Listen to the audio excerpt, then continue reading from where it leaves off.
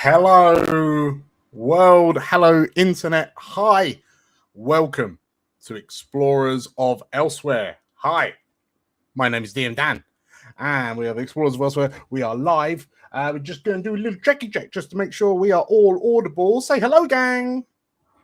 Hello, gang. Hello. Okay, and now we will sit in absolute silence until someone in chat tells us whether you're coming through or not.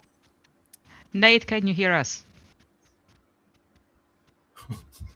Alec has had enough, and they are off.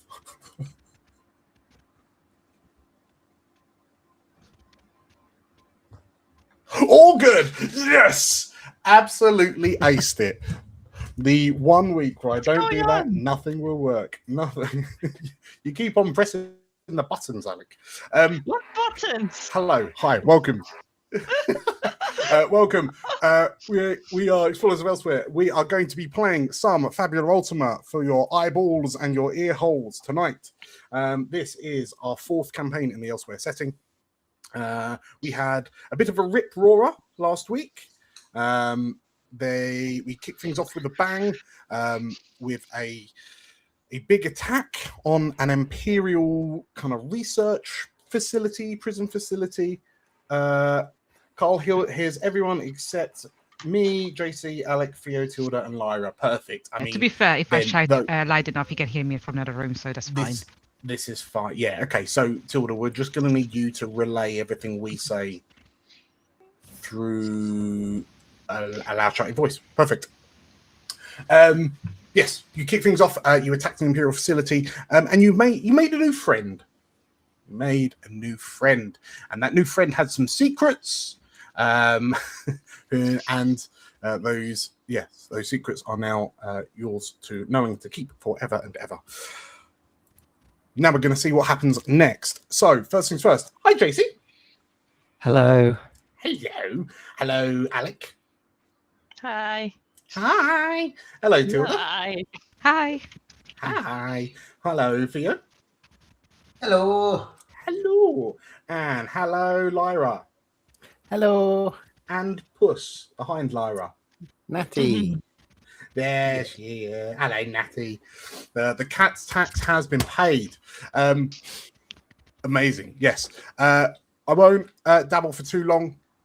Say, if this is your first time seeing us, hi, welcome. Thank you for joining us. We are playing some Fabula Ultima. So if you're a fan of tabletop RPGs and JRPGs, so Japanese role-playing games like Final Fantasy, Grand Blues, the Xeno series, then you are in the right place. I hope we entertain you and delight you.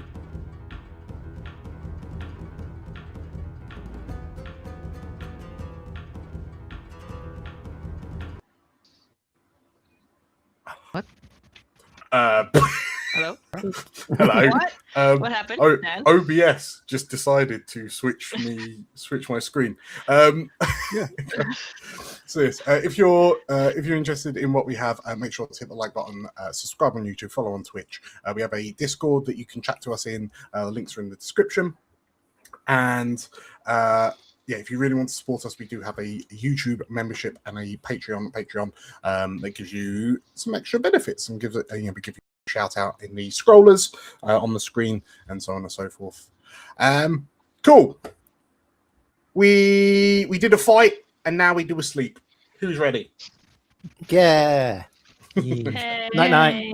Let's go. End of stream. 4 years. 4 years of freedom, of joy. 4 years of peace before the horns of war summoned us back. Hi, my name is Tilda, and I'm playing Portia, the Lorvar escaped experiment. Hi, I'm JC. I'm playing Veronika, a Lorvar mercenary priest of Yala. Hi, my name is Alexo. I'm playing Ruvaen, an Asimara voice of the people. Hi, my name's Lyra, and I'm playing Leif, a Dryad Rewilder. Hi, my name is Theo, and I'll be playing Aiden, a Terran Sprite Primal Summoner. And my name is DM Dan. I will be the games master for this adventure. More to this, Empyrium does not know is that we have had 4 years to bond and grow, 4 years to build our futures, 4 years to love what we fought for. And upon the mountains of this land, we will break this Empyrium.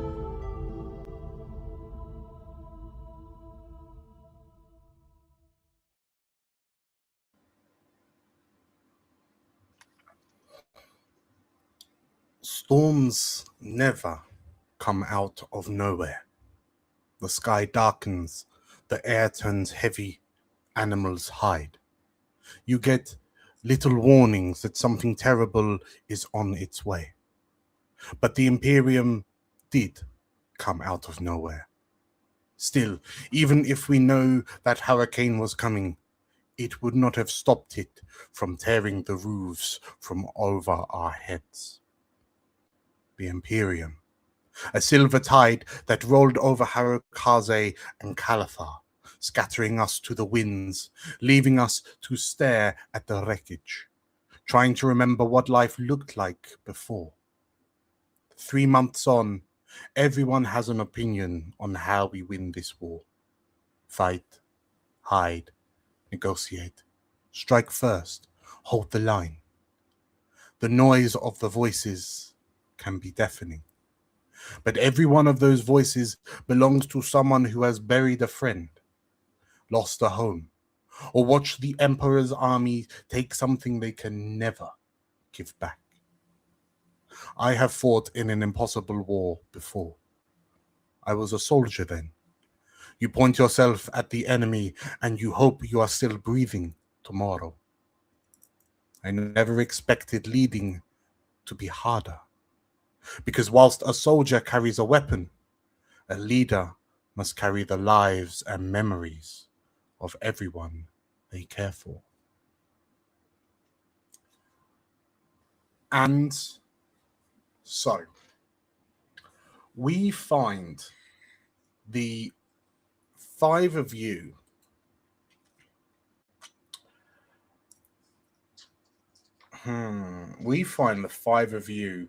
I'll let you collectively decide, actually. Did you walk back? Did you wagon back? Did you actually lift with your new friend? I can't hear Alec. Oh. That was me. I'm sorry. I did ask Bernadette if we could ride him back. So Sure. Okay.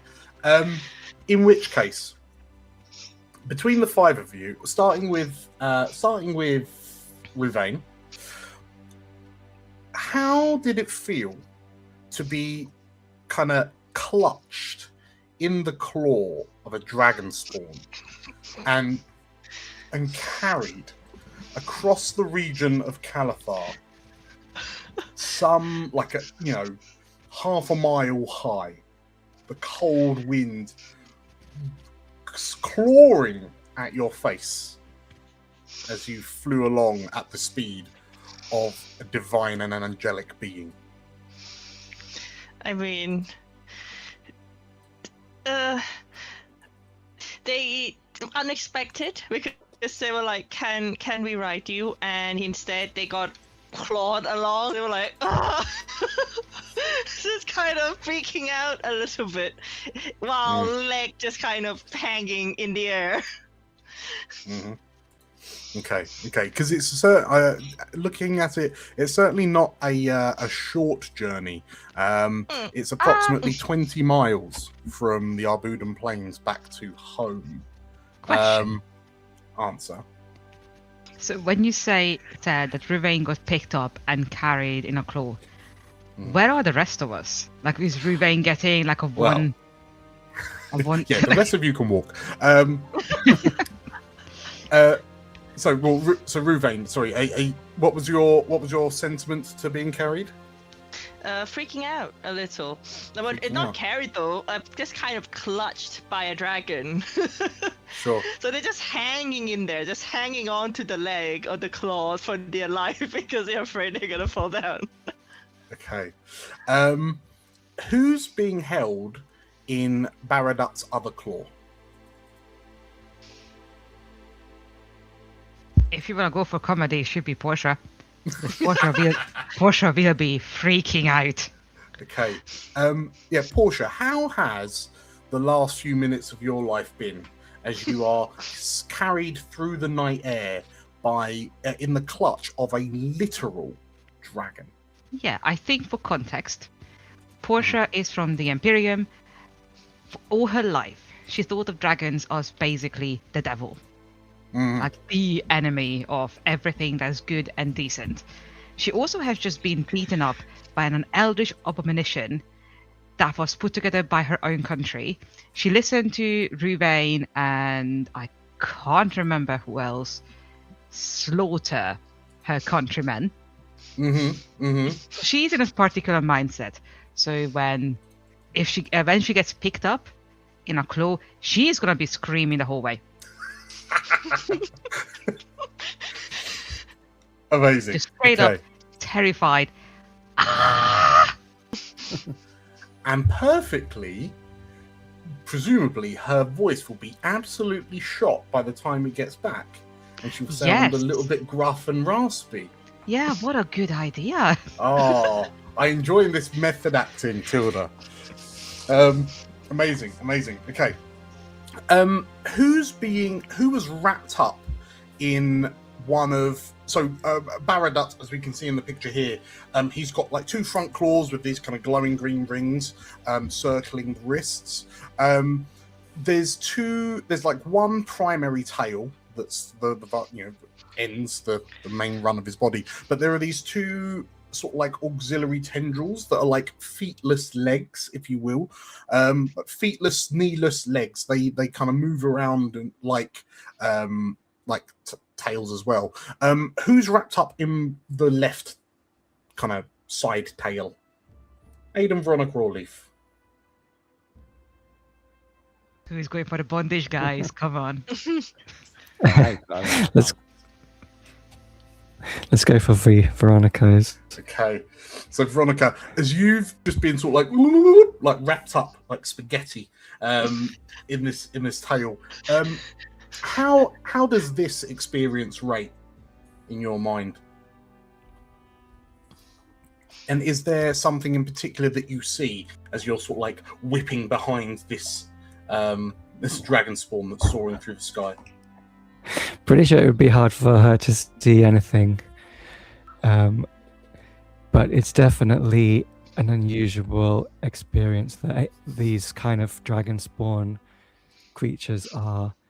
In contrast to Portia's background, these are like the angels to Veronika. They're celestial creatures that she learnt about back in her training as a priest. Yeah, absolutely.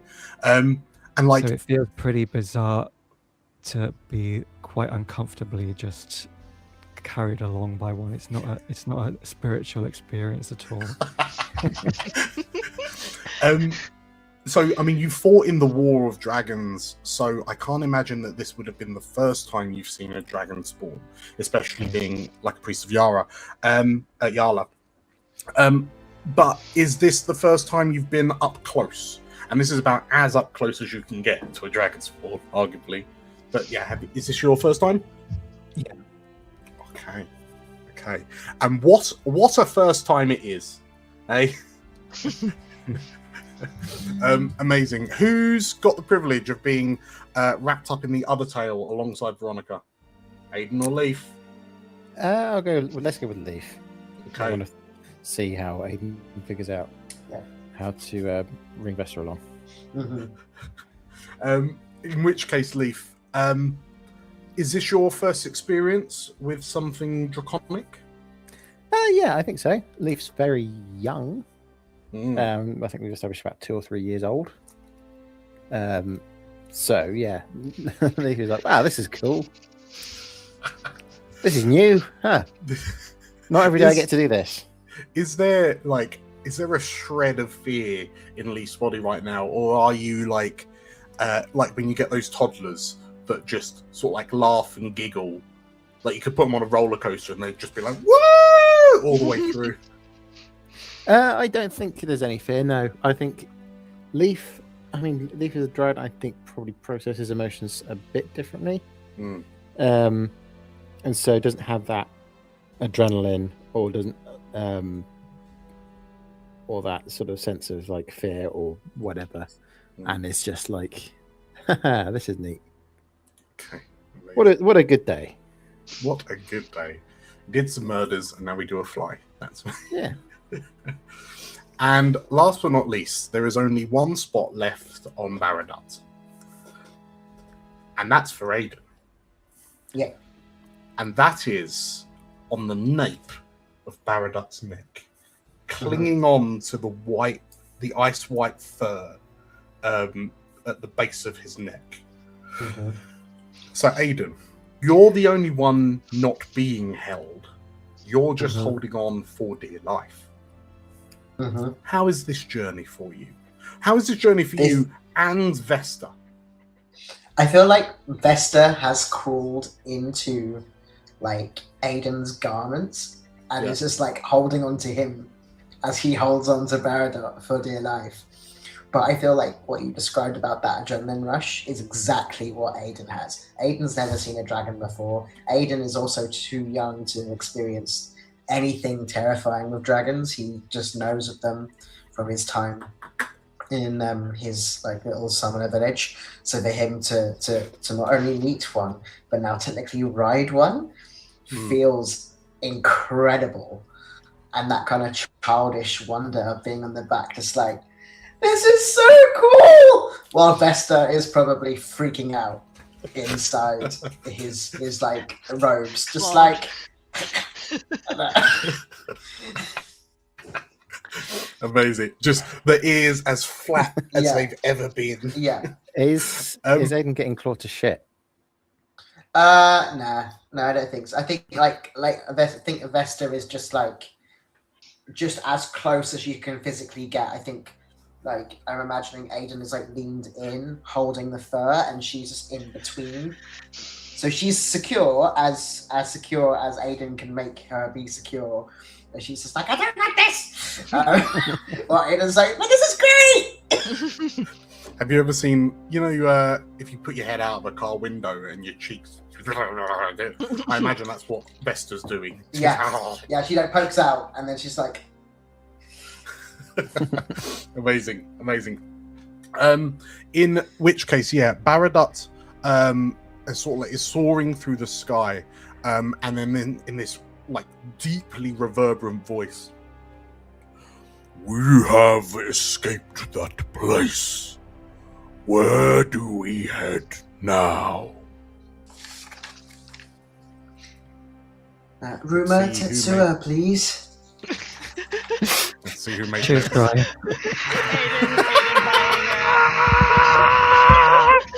Aiden buying a ticket home. Dragon ride ticket. Can you drop us off just before the block, just so that Yeah. we'll walk the rest of the way. Yeah. Amazing. In which case, there's this sort of like low kind of grumble, like this low reverberant rumble of acknowledgement from Baradut's throat. And Alec is very, very quiet, eh? Alec, apparently you're quiet. Am I quiet? Yeah, you might need to just pull the mic in a little bit. Start shouting. Blow our eardrums out now. Okay. Yes. So Baradut carries you in a northwesterly direction. Where are you? There you are. Carries you sort of like across the land south of Harakaze towards the mountain range, the small mountain range that houses the Sakaji goblin town of Ruma Yoshitaka, before kind of heading over the sort of like the sea inlet that carves into the land.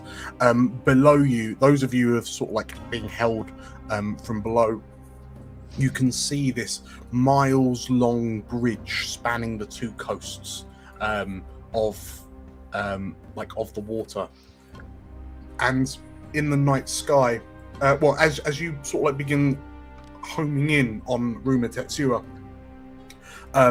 you watch as the sky around you begins shifting before your very eyes from a deep blue to a flourish of warm oranges and fuchsias, and you watch as you begin to descend down towards Ruma Tetsuya, you see the sun break over the horizon, and you just see this, you can feel the warmth of the sun sort of like hitting your faces as it stretches across the land, kind of reclaiming it from the night. Baradot kind of swoops in approximately half a mile from the town, placing you hovering gently above the ground before sort of like dropping 4 of you off and then allowing you, Aiden, to climb off. And as you land, Baradot sort of like gently lands between the 5 of you, and then looking to make sure everyone is okay. You see this dragon spawn close his eyes, lower his head, and there's this sort of like wispiness that envelops him. And in an almost like a cracking flash, what appears to be the Ace of our man that you rescued from the Imperial facility stands in front of you. My apologies if that was unnerving, he says, looking mainly at you for a moment, Portia. Oh, Portia is out. She, I think halfway through, she fainted. Okay. I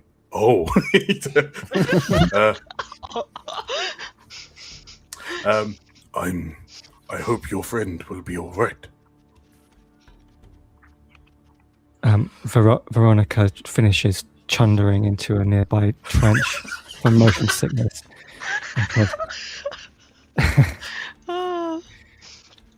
Yes, I think we'll be okay. Yeah, Ruvaen's legs are jelly. This is reminding me of an experience I have with a roller coaster, and I think that's going to be what I'm basing it on. Yeah. Baradot did a couple of loop-de-loops just to keep you on your toes, kind of thing. That's when Portia fainted. Do a barrel roll. Amazing. So, Baradot sort of like looks to you all, and Perhaps someone can help me carry this lady here, he says, gesturing to Portia. And as who is it that's going to help, effectively get one of Portia's arms over the backs of their necks so they can kind of drag her prone for back to town? Amazing. Dignity.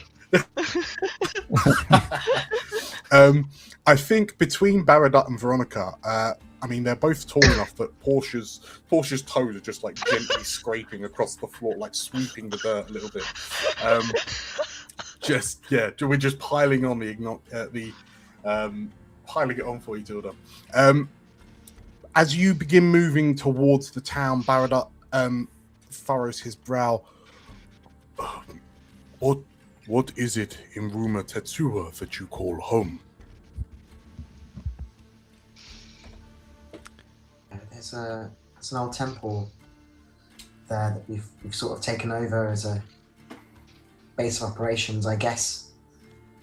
I can't remember the dragon's name. It's an old shrine of Tione. Thank you, Veronika. Yes, that's where we're staying for now. You notice that Baradot is giving you, Aiden, a bit of a look for a moment as you're just like, I can't remember the name.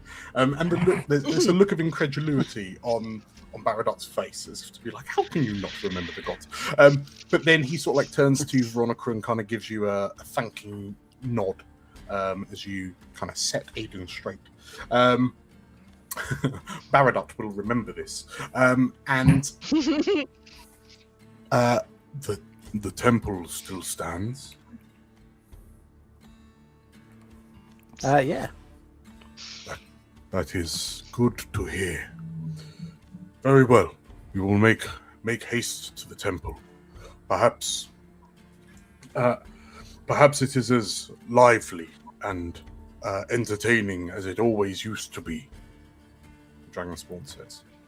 The temple still stands. Unfortunately, the revelers within it have long abandoned it. Baradot sort of like blinks a few times and Well, I hope it will still be welcoming nonetheless. as you're heading back to, like, as you're approaching the town, are there any conversations between Ruvaen and Aiden? Ruvaen, Aiden, and or Leif, given that Baradot and Veronika are busy carrying Portia. Ruvaen is kind of a bit still shaken. Yeah. Imagine like just big eyes, like they've just been hanging onto a claw with their legs hanging out into the sky for like how long? How long did it take to get there? So they're just kind of like and just dragging one of their legs along as they're trying to catch up to Aiden and Leif, like just like He's going, that was fun, wasn't it? I mean, I don't think Ruvaen had as good a time as we did, though. Oh, that's a shame. Sorry, Ruvaen. Is your leg okay? Oh, I asked to ride him. He grabbed me by the claw. My legs were hanging. I mean, maybe you just need to get used to it. Maybe you just need to ask him again and he can sort of take you on trips. Hmm. I mean, out of character, I do have to say, asking if you can ride someone after you just met him, a little bit forward. Maybe buy him dinner first. Worshipper of Melodani over here. That's right in the wheelhouse. Yeah, I mean, they say that, but they are genuinely also thinking of, they would do it again. This is how like the first time you go on a roller coaster, it's a bit of a shock. You come down, your legs are jelly, you're in shock, but then you're like, let's do it again. Amazing. So yes, you make it back into the town itself. Ruma Tetsuya is a quaint little town. Once, those of you who are more local know that once upon a time it was very, it's like a very influential trading town, situated not too far away from, situated just far enough away from the capital of Ruma Hironobu, so about 15 miles away, that trade could flourish in the town on its own, but close enough that Ruma Hironobu could then still support it.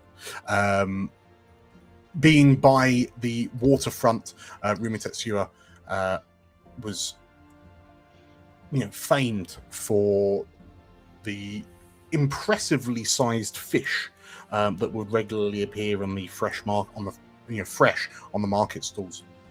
But ever who is a local? I guess none of you now, really, right? Oh, Elsabeth's with you. Yes. Yeah, Elsa where did she ride? Oh, God. Oh, shit. She was in the She map. just like, Oh my god.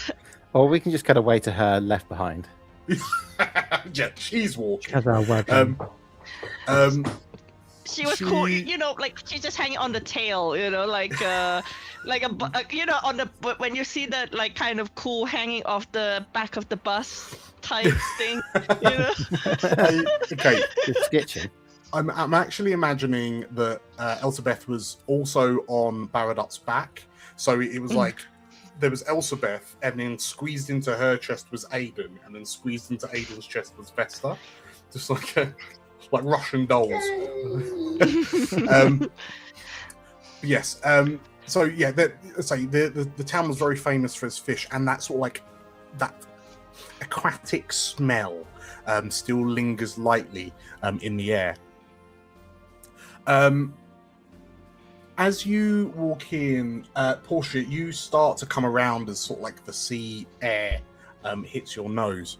As you sort of like groggily open your eyes, and yeah, perhaps the feeling of nausea being met by fish isn't the greatest.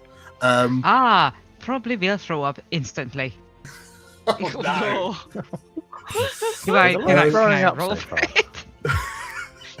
You're leaving quite an impression, Portia. Baradot turns to you, Veronika. I do not believe your friend is well. Portia, you take a moment to sort of like to figure out where exactly it is that you are. Which landmark do you see in Ruma Tetsuya that lets you know you are back home? Ooh, good question. What would Portia really remember? I think a bookshop.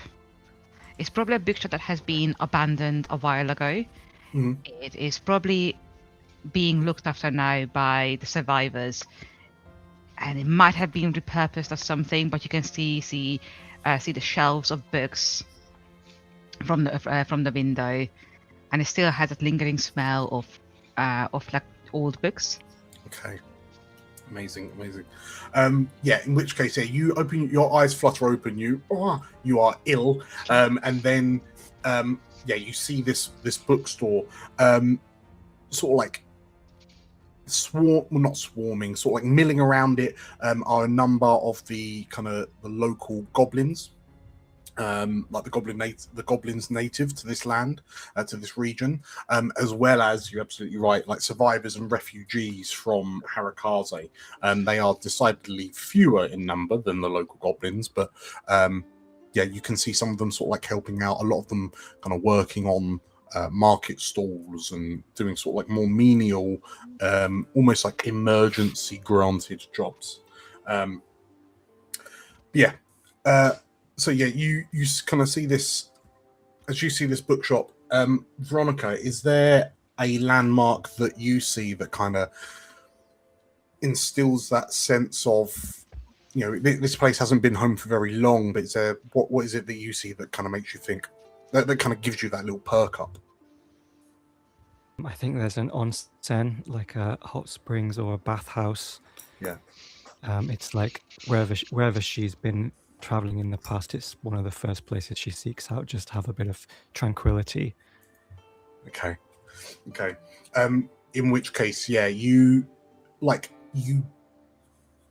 hear this sort of like chorus of giggling as a group of sort of like young adult like goblin ladies. You assume they're from Ruma Hironobu, coming to visit the springs, and as you sort of like look over, as your attention is grabbed by these kind of giggling women, your eye catches this sort of like red spire in the distance that glows in the sort, like it glows even in the morning light, and in the distance you can see this crystal tower of Zuros, which it you can almost. You can't physically, but you feel as if you can feel the heat that's emanating off it, touching your skin, and the elemental, like the mana, the fiery mana that emanates from it, allowing for this hot spring in Tetsuya. Are you going to take a visit to the springs in a moment, like after? Please, for the love of God, let me bath. Okay, perhaps we'll treat Portia to the baths. Check you in. In which case, as you sort of like press on, you eventually come to find this rather. It's not an it's an impressive building. It's certainly one of the larger buildings in the town. The building itself overall is square in shape, like square in layout, with kind of pointed, arched, tiled roofs that kind of with what appears to be like a large kind of courtyard area, roughly in the middle of this area of this kind of building space. You can see that there are sculptures of draconic figures flanking either side of the entrance. There are some steps up to sort of like a wooden arch that leads you into this Temple of Tione. And if nothing else, it is abundantly clear that this is a Temple of Tione because it is just so well built. It looks like an impressively structurally sound building. The stonework looks solid. The craftsmanship is exemplary. But the other thing of note are the 4 large, what appear to be large metal posts that jut out of the ground outside the entrance of this temple, and there are a number of sort of like small dents in the top of these large flat metal posts. Evidence of the numerous trade exchanges that have been finalized by a smack of a hammer on the top of these nails they're referred to. Many merchants have hit the nail on the head with their sales in the past, but perhaps you notice now that no one stands at the nails. No one is really trading. In the courtyard, you see a couple of market stalls, but there is no real through traffic anymore.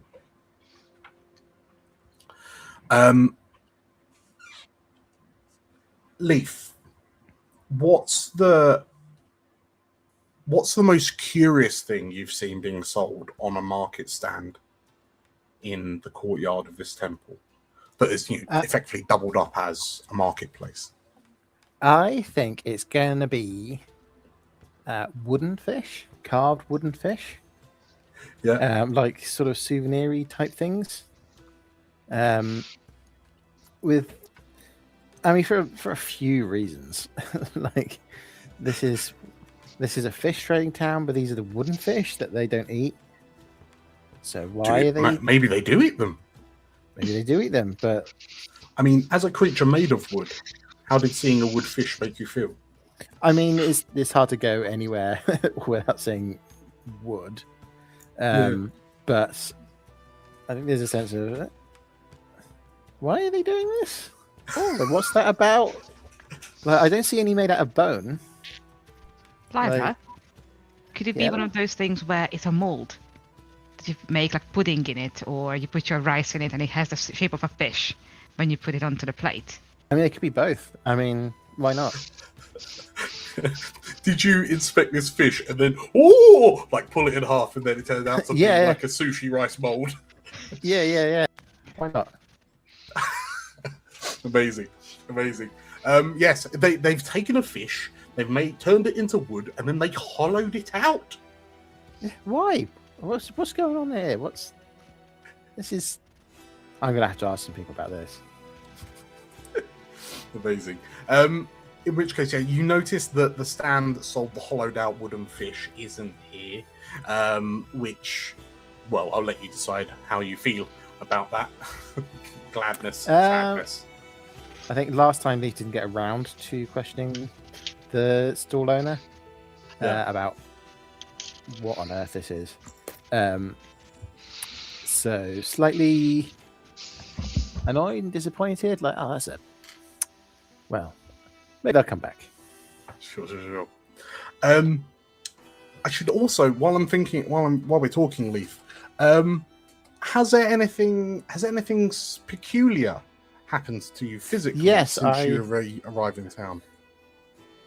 I was going to ask about this, and then I completely forgot because I got too invested in the story. Oh, thanks. Yes, so Leif has, I think the best equivalent thing would be like the TARDIS psychic field. So rather than sort of, let's say, Leif does not appear as a dryad to people who are not looking properly. If you didn't know Leif was a dryad, you would look at Leif and go, "Oh, it's just the person." It is like the TARDIS psychic field, where Leif is not actually transforming, but is just giving you that impression of, "Oh, this is not someone to pay attention to," and as a result, can be a bit variable in terms of how they appear. But we have a dedicated token anyway. So yeah, but to anyone who knows who Leif is, knows what Leif is, they appear. They can see through this disguise, and see through that Leif is a dryad in disguise. I have a question. As someone who, can we choose to see the disguise? If you want. Once we know, can we like actively go? I think to see what the disguise looks like. I think I've previously described it as like a magic eye picture. If you know the trick, you can see it. But otherwise, it's just like it's just a person. Just a person. What does Leif smell like? Ooh, that's a good question. Potpourri. Yeah, like very fresh. I think it's. I guess that might be a question for Dan actually. Is what was like the grove, the origin of Leif? What was the sort of makeup of the trees, the forest around there? It was campaign 1, so decidedly generic fantasy smells. Okay. It was D&D smelling, D&D flavored. Okay. It were, yeah. I mean, we are talking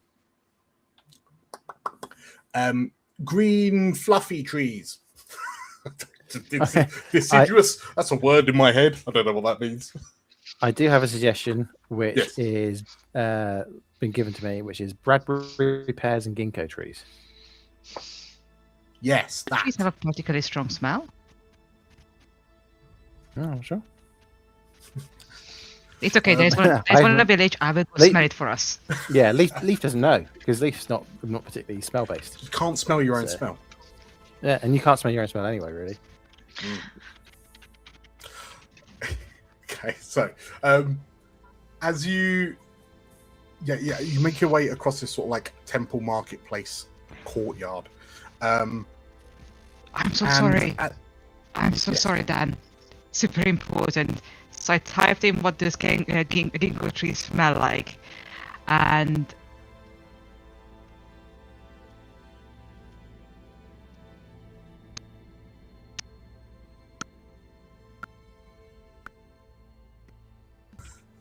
No.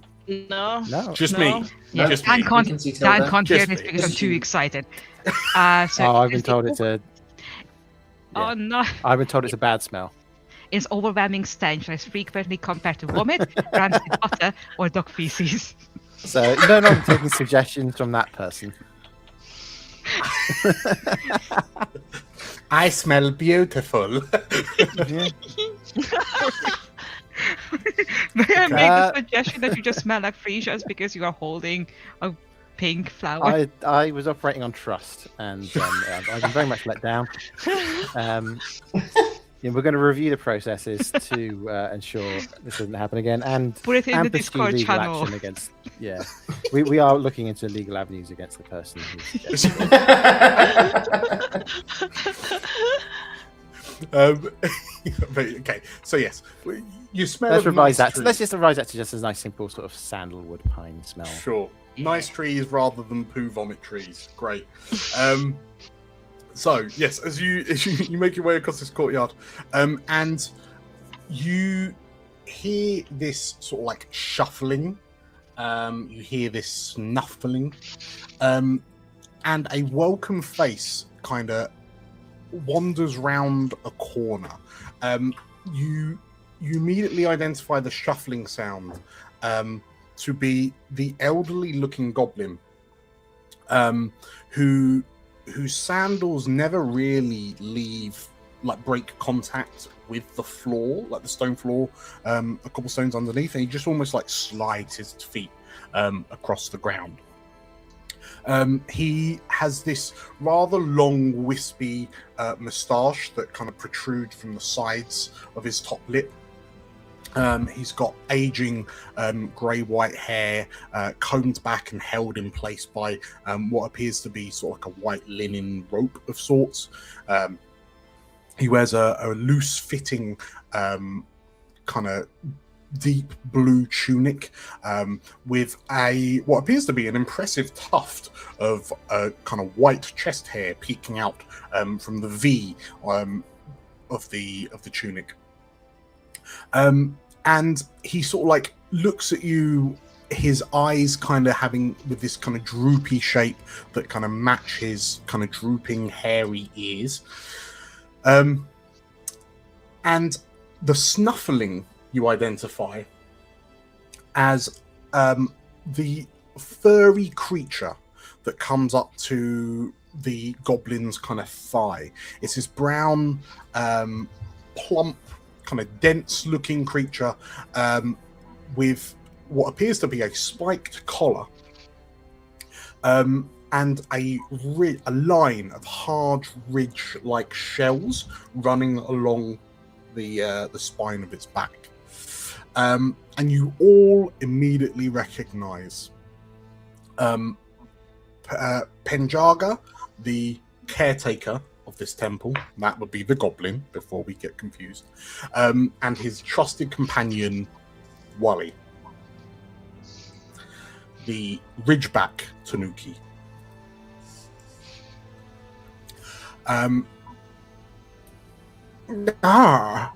You've returned, Penjaga says. We're back. Ruvaen has finally calmed down now. They can talk again. It seems you look a bit windswept. That's a good way of putting it. The elderly goblin sort of like smiles, looking towards you. I trust everything was. Well, everything went well. Yes, it was great. We got a lot of Penjaga Penjaga sort of like nods and like, oh, yeah. Ruvaen is kind of a bit like, do we tell him? Barahat is probably behind there somewhere. It's like, do we tell him? Well, I guess Barahat is. Yeah, Barahat's. Are you still being held aloft, Portia? Are your legs working? No. I think I'm walking by now. Okay, fair enough.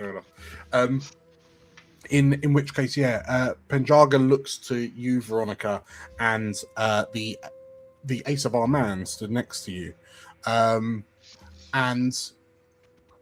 I see you found more friends for your group activities.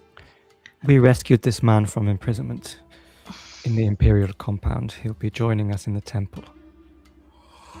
Penjaga sort of like his eyebrows raise, and then you watch as Barahat strides forward and sort of like stoops to one knee. You have the air of one who would honor a temple such as this. Are my suspicions true? The goblin kind of I sweep, yes. I brush and I clean and I make sure this place stands. And Barahat takes the goblin's hands and sort of like places the hands to his forehead. You have my thanks. And then Baradot stands and sort of rejoins you. What a polite boy. Says Penjaga. Yeah. Very polite. Well, you know the way, Penjaga says, kind of gesturing to the back of the temple. We're still waiting on some of the others to return, but you must be tired, so I will let you get about your mornings. And Penjaga sort of like bows slightly at the waist, and kind of gives this sharp little clicky whistle, and the Ridgeback Tanooki, who's currently like sat back, one leg up in the air, cleaning himself biblically, just sort of like looks up and then sort of like lollops onto its 4 feet and then pads off after the caretaker. You are home.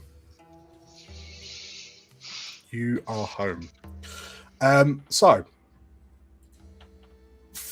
as you arrive, is there anything in particular that I've forgotten from last week? I don't think there is. Did we level up? You didn't. Not yet. So, actually, that's a good point. Let's talk about the XP. Because we didn't get a chance to do it last session. So, last week, you all gained your stock 5 XP for participating. You collectively used 7 Fabula points between the 5 of you, which equates to 1 extra XP for all of you. So you all ended up with 6 XP. And for those of you interested in Fabula Ultima, when the players hit 10 XP, they will level up. So at the very, very least, if you all survive to the end of this session, you will level up. If you somehow spend 25 Fabula points over the space of this session, you will level up twice. Yes. Not yet, but you're certainly on the way. So yeah, let's start with Veronika. As you sort of like make your way into this temple space, so I'll say the back of the building is much more traditionally temple-like. Although you've noticed that, given that it's a Temple of Tione, what you would kind of imagine to be the chapel of this place looks like it also kind of moonlighted as an auction room, like an auction house. In so much as the pews, like on the backs of the pews that sort of like line up in front of the altar at the far end of the hall, there are what appear to be sort of like auction paddles, just kind of resting in little handles. What, as a priest of Yala, what would you say is the most kind of unusual thing you've seen in this temple that you wouldn't have seen in a Yarlan temple? Well, Tione is the architect, right? Correct, yeah. So she's like the architect, civilization, that's trade, that sort of thing. So yeah, I think there's more like commerce here than Veronika expects from a temple. Mm-hmm. Although she understands the domains, because her temples that she's been in are often like they have weapons and armor and things that are geared towards the domain of war. Mm. Excuse me. Cat tax. Yeah, I also need to deal with my cat for a minute. Sorry. Okay, so yeah, it's the fact that. So, do you find that there's more, in inverted commas, like wanderers in the Temple of Tione than perhaps in the Temple of Yala? Yeah, like and I think just more, there's more like culture of barter and trade and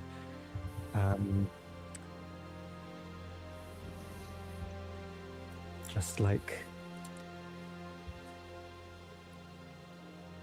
there's a religious aspect to the trading of currency and goods that she hasn't been used to. Okay. And do we live here, or is it just like our workplace? Well, this is a question for the five of you. So, you know that this temple is, for all intents and purposes, the headquarters of the Harakaze resistance.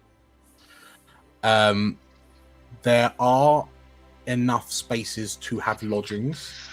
There is a part of me that would imagine that for the majority of you, you probably do live on site, if you will, because this is a large enough temple that there are sort of like dorms, if you will. But it's completely up to you. Please feel free to correct me if you actually sort of like live in one of the local buildings or just somewhere else, kind of thing. But yeah, generally speaking, you're all able to loiter, to live in this place. And given that it's a bit daring as a location, given that the Imperials do not believe in, do not worship the dragons like you do. So for the Imperials, this is a place of profanity, of heresy. But whilst they are occupying Kalathar, Ruma Tetsuya has largely avoided their attentions, because there's more interesting places in the region, such as the capital to the west, Ruma Hironobu, Zuros, the Crystal Tower to the northwest, Harakaze to the east. So yeah, as trade in Ruma Tetsuya has kind of dribbled off since the eschaton, the Imperials have no real interest in it. So, and they have no interest of visiting a temple. So you're kind of using their suspicions against them to hide in plain sight. While we wait for JC to come back,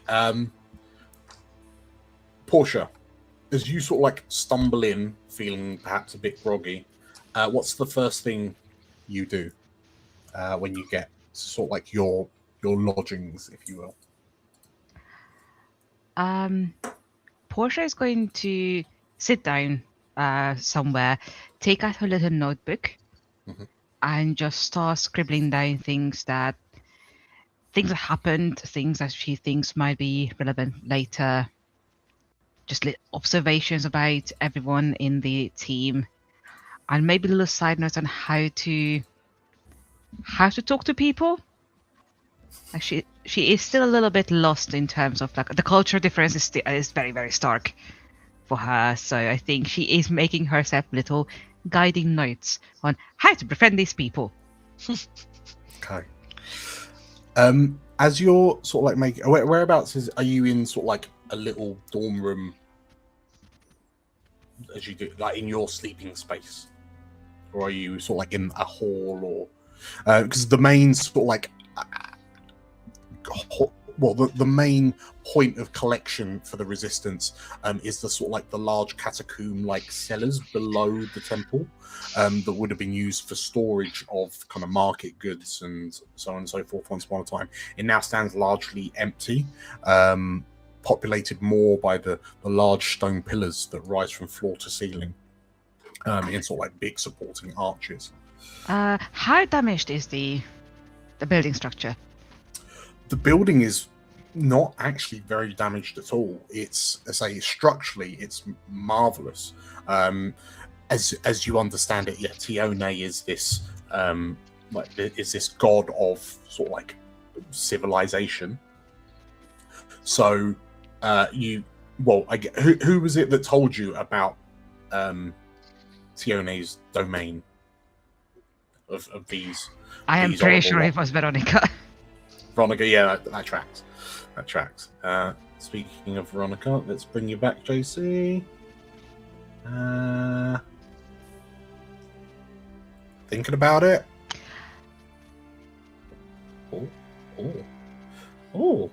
So just go do a quick refresh. Okay.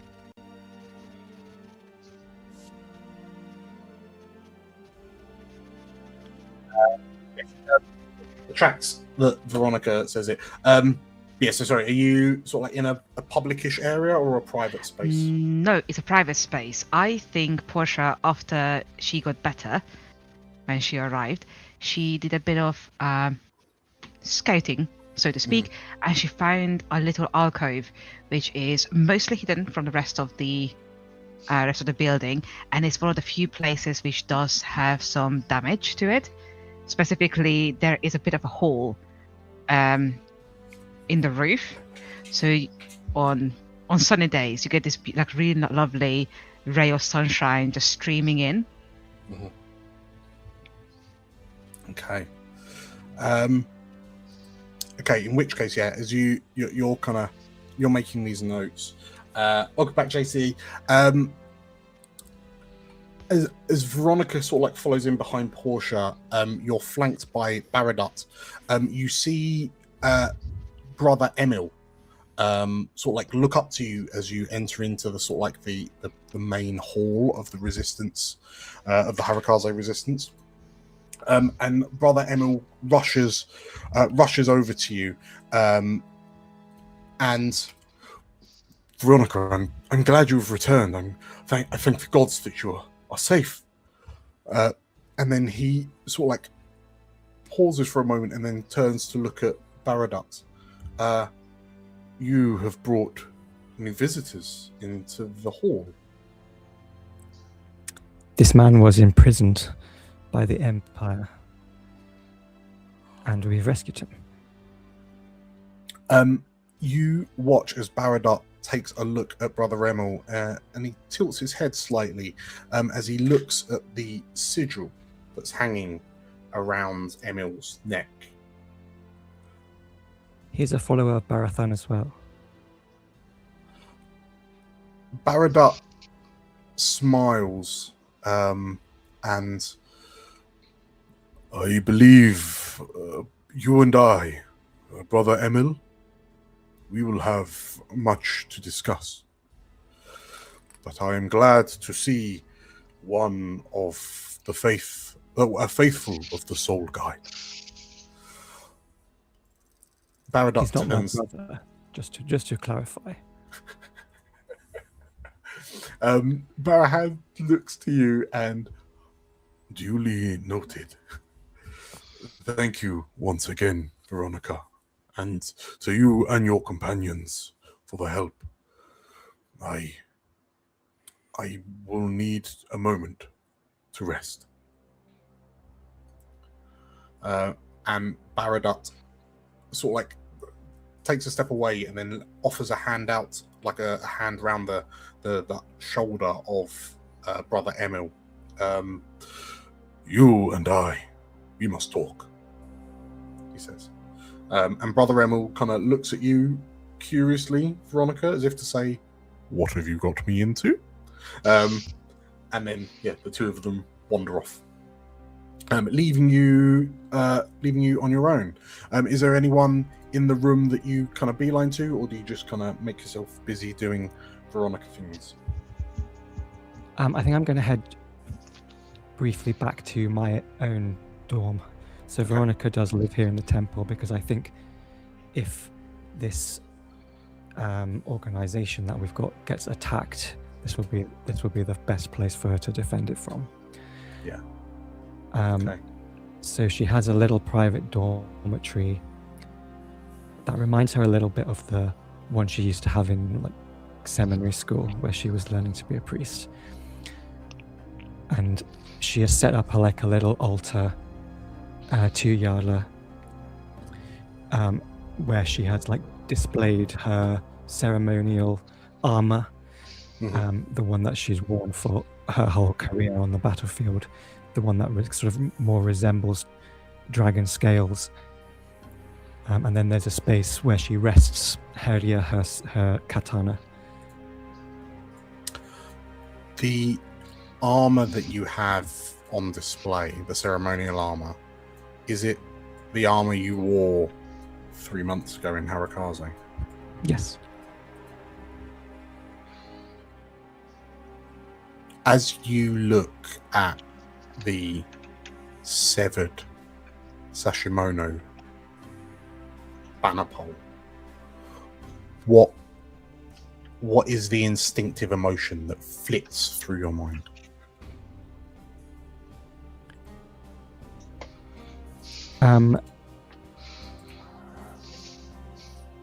There is a little bit of regret. She feels bad for losing her Sashimono, even though she knows that it's just an object. The spiritual significance of it is something that she kind of dismissed a long time ago. And the loss of it has sort of come to represent her change in tactics,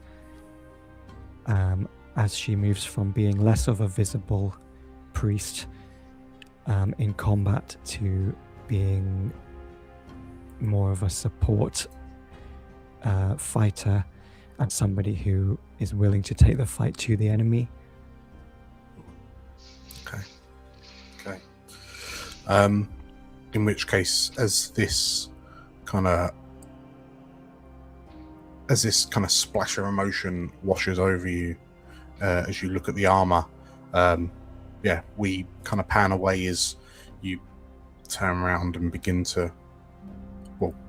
resting, busying yourself with your rest. Ruvaen, Yes.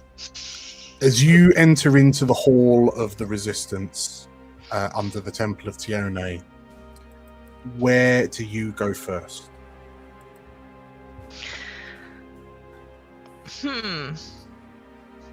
Or who do you speak to first? What do you do first? I feel like they would speak to Elizabeth Okay. first.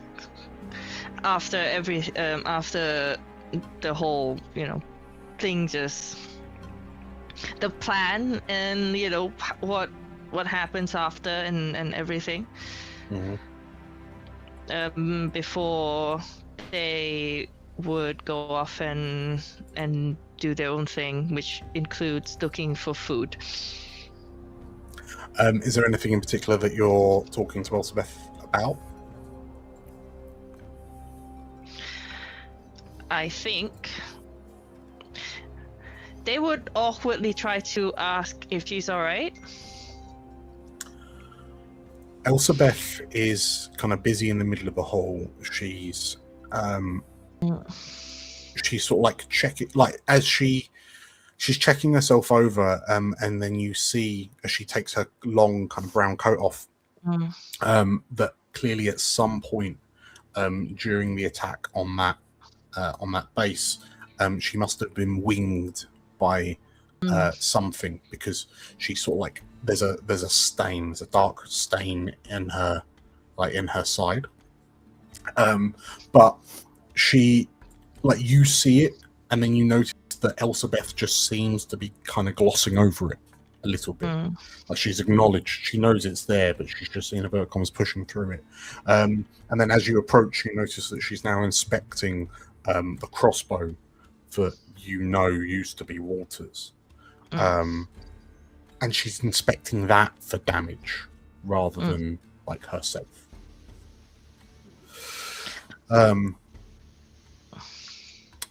As you approach, she doesn't look up, but she does just start saying,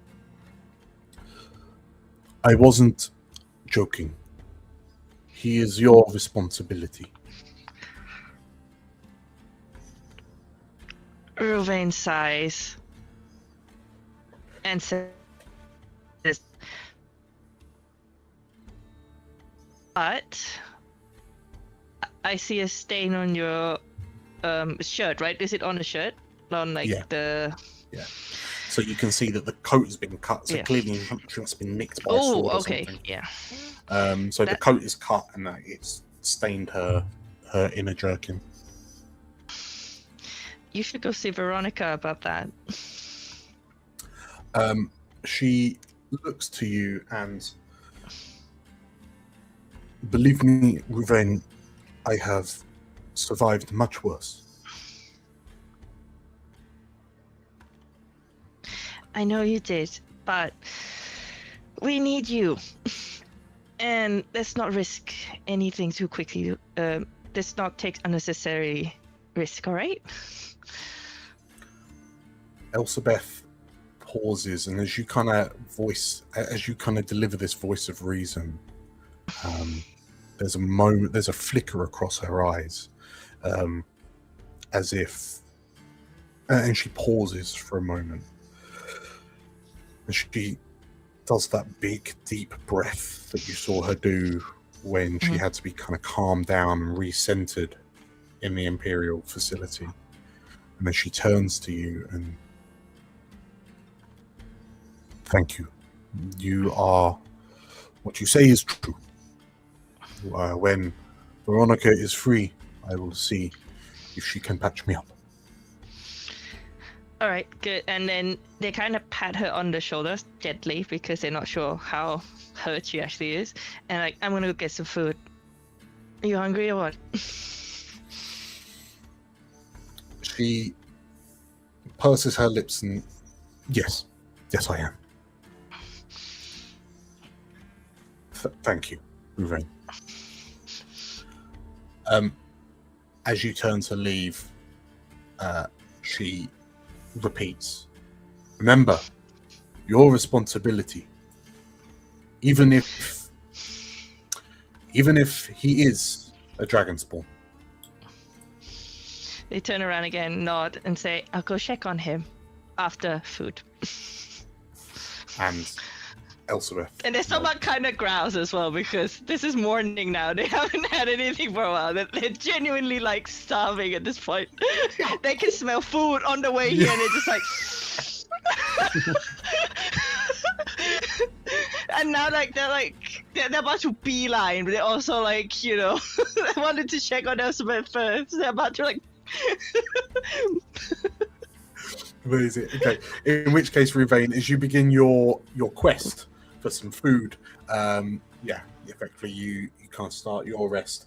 Who's chomping at the bit? We haven't heard Theo's beautiful dulcet tones in a while. What's Aiden doing? Hello. I think the first thing Aiden will probably do will be to go seek out his resting area. And I imagine it's like a kind of like mismatched hammock sort of situation. Or like a bunk bed. I don't know if people want a bunk bed of Aiden, that'd probably be cool. But like whatever it is, he has some sort of little... Is it two like half-sized hammocks? One for you, one for Vesta? I mean, Vesta's sleeping on Aiden, let's be honest. Even if she was offered a hammock, she'd be sleeping on Aiden. But maybe that is like something like that. There's some sort of like fun like cloth contraption he sleeps in. I think he likes to be off the ground. And on the wall by his hammock, there is like a really crude drawing of two Ace of Armor men. That he's not an artist, but he's trying to make sure he remembers what the who helped raise him look like. When he was being taken care of by Vernier before he got here. He goes through his pack and he's got the new jerkin that he's found, which he's going to put on in favour of the old one that he had. And the old one, he's going to take like a little bit of the thread and he's going to like start trying to match it up with the thread that's on the picture. Very reminiscent, if anyone here has seen the Truman Show, where Truman is trying to recapture the face of the woman that he loves. It's a little bit like that, where he's trying to use items and strange little knickknacks that he can find in his bag or he's picked up to try and capture the faces of these people he cares about, that he'll never see again. And once he's done that, He'll take a big breath, and his cheery persona will come back, and he'll start. I think he will also probably end up looking for food if they're not like he's tired, but there's time for napping at some point. I'm sure there's a lot more important things to do. He'll probably seek out food, and I think Vest is quite patient with him when he's in his more melancholy mood as well. Okay. In which case, yeah, Vesta sort of like sprawlings on over to you, and sort of like curls up as you take a moment to start decompressing. As you begin resting, last but not least, Leif. Hello. What Leif do? Leif's got a big bag of resources. If you recall from the last thing, resources for the resistance. And is that where do I put this? Who do I speak to? So, there is effectively a new. Well, there's a new quartermaster that recently arrived. I think for Leif, there is something decidedly unnerving about this individual. They are this elderly Majani man, but it's clear that he has been heavily kissed by the flame. To the point where there's this kind of acrid, burnt smell that seems to emanate from his very soul. He has glass lenses, what almost look like opaque glass lenses over his eye sockets, and a brass metal, like triangular metal cap over the space where his nose would be. And on one occasion, you've seen from the side that there is in fact no nose that the cap is covering. There's just a hole in his face where the nose used to be. And perhaps he was your first experience of what a non-dryad would look like without a nose. A bit like dryads not having noses either, per se. And I can only imagine you considered it to be a good thing that the mortals in fact have noses, because it doesn't look great. But yes, he recently arrived, and you know that he kind of largely keeps himself to himself. From what you gather, the other members of the resistance kind of only really interact with him because he is now the quartermaster of the resistance. And you understand his name to be Velka. So yeah, if you have supplies, Velka will take them off your hands and distribute them as needed. Yeah, you find him in a sort of like a dark corner surrounded by a number of kind of crates and barrels, hunched over slightly, leaning heavily on a peculiar looking walking cane. That seem to have almost like small little canisters with tubes running out of them to the base of the cane. Yeah, he lifts his head to look at you, and even in the dim light, you can see like the horn that he has on his forehead. Unlike the other Majani that you've seen, this horn appears to have broken. It appears to almost be like a stub, but it doesn't look. There's no kind of sharp edges. It's not like it's snapped. It almost looks as if the horn has burnt away, leaving just this nub.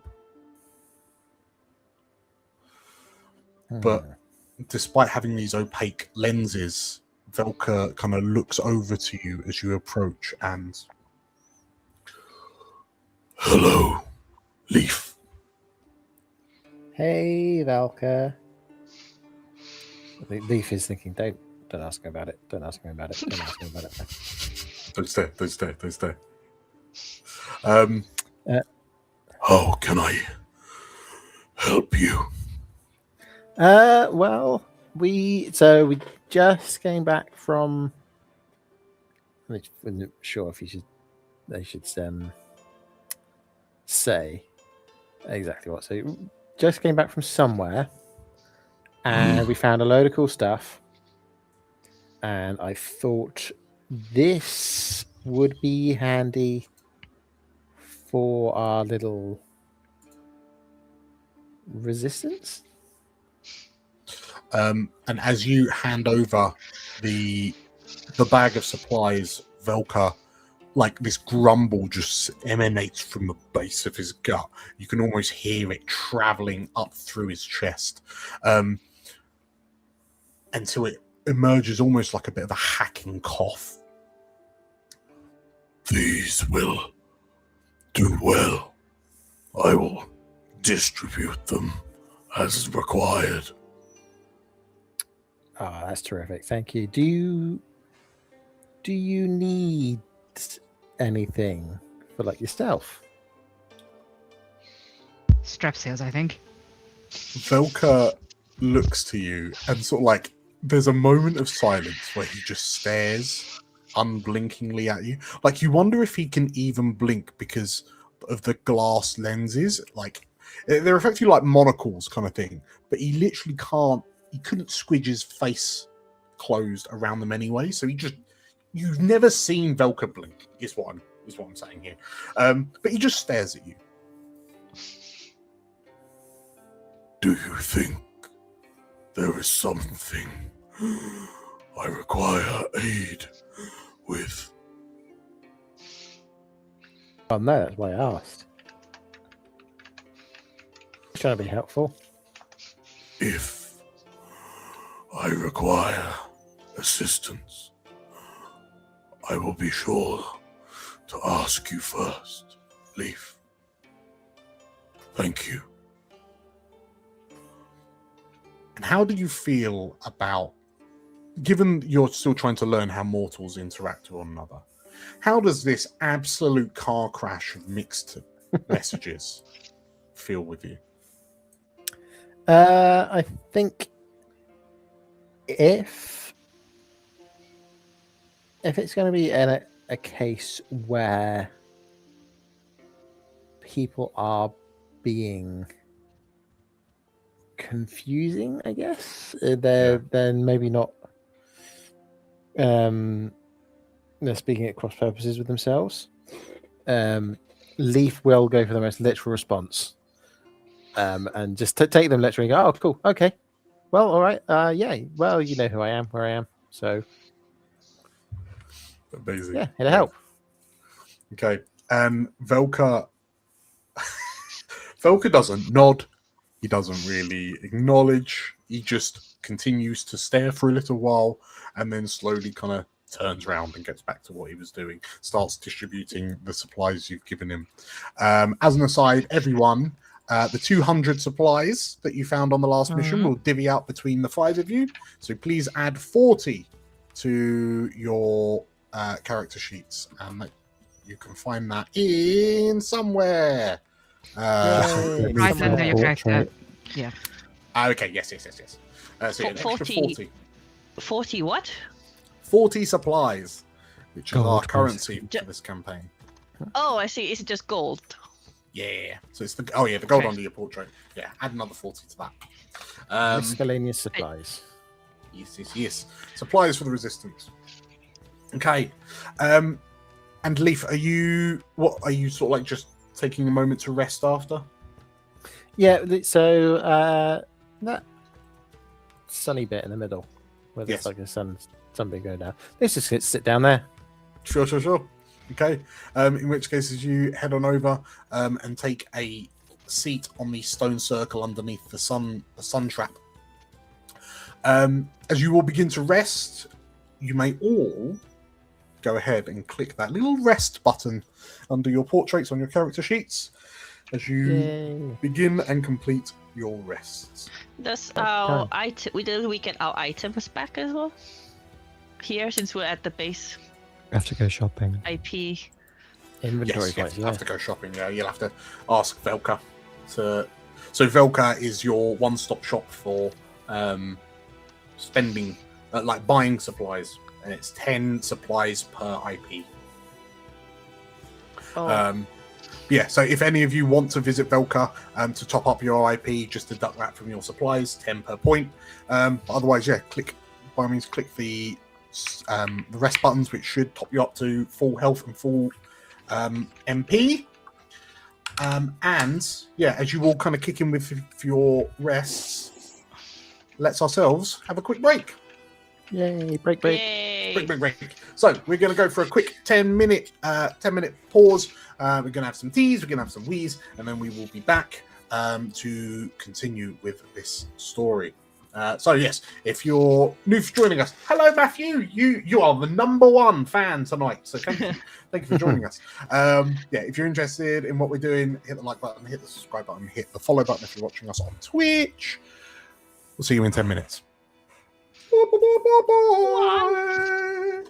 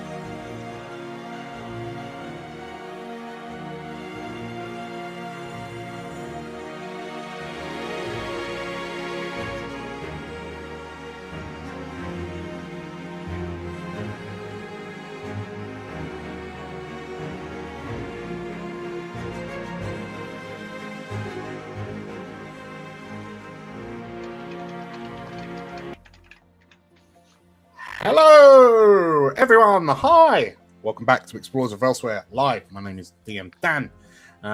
We have just come back from a little break, and I'm glad to see that our 5 beautiful players have returned fit and healthy-ish.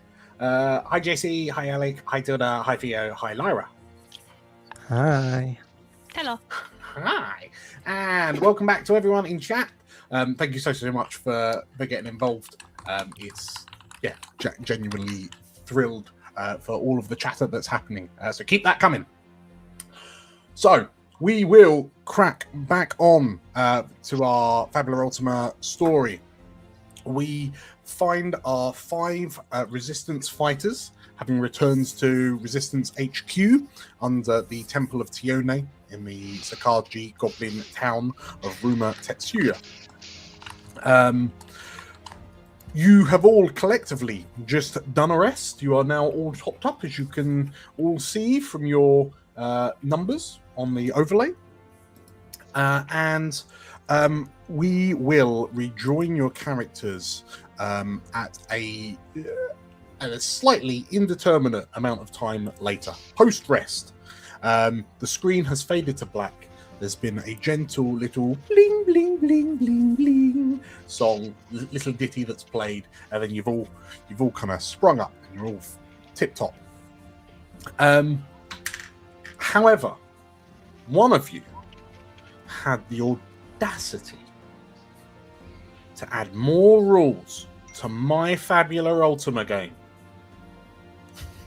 More So, rules JC. makes a better game, Dan. It's always been proven. Our characters are using quirks in this campaign. Veronika's quirk, specifically, we've gently renamed to Big Sis. What it is, as in Big Sister, before any of you deviants get weird about it. Yeah, she's not sis. Oh, God.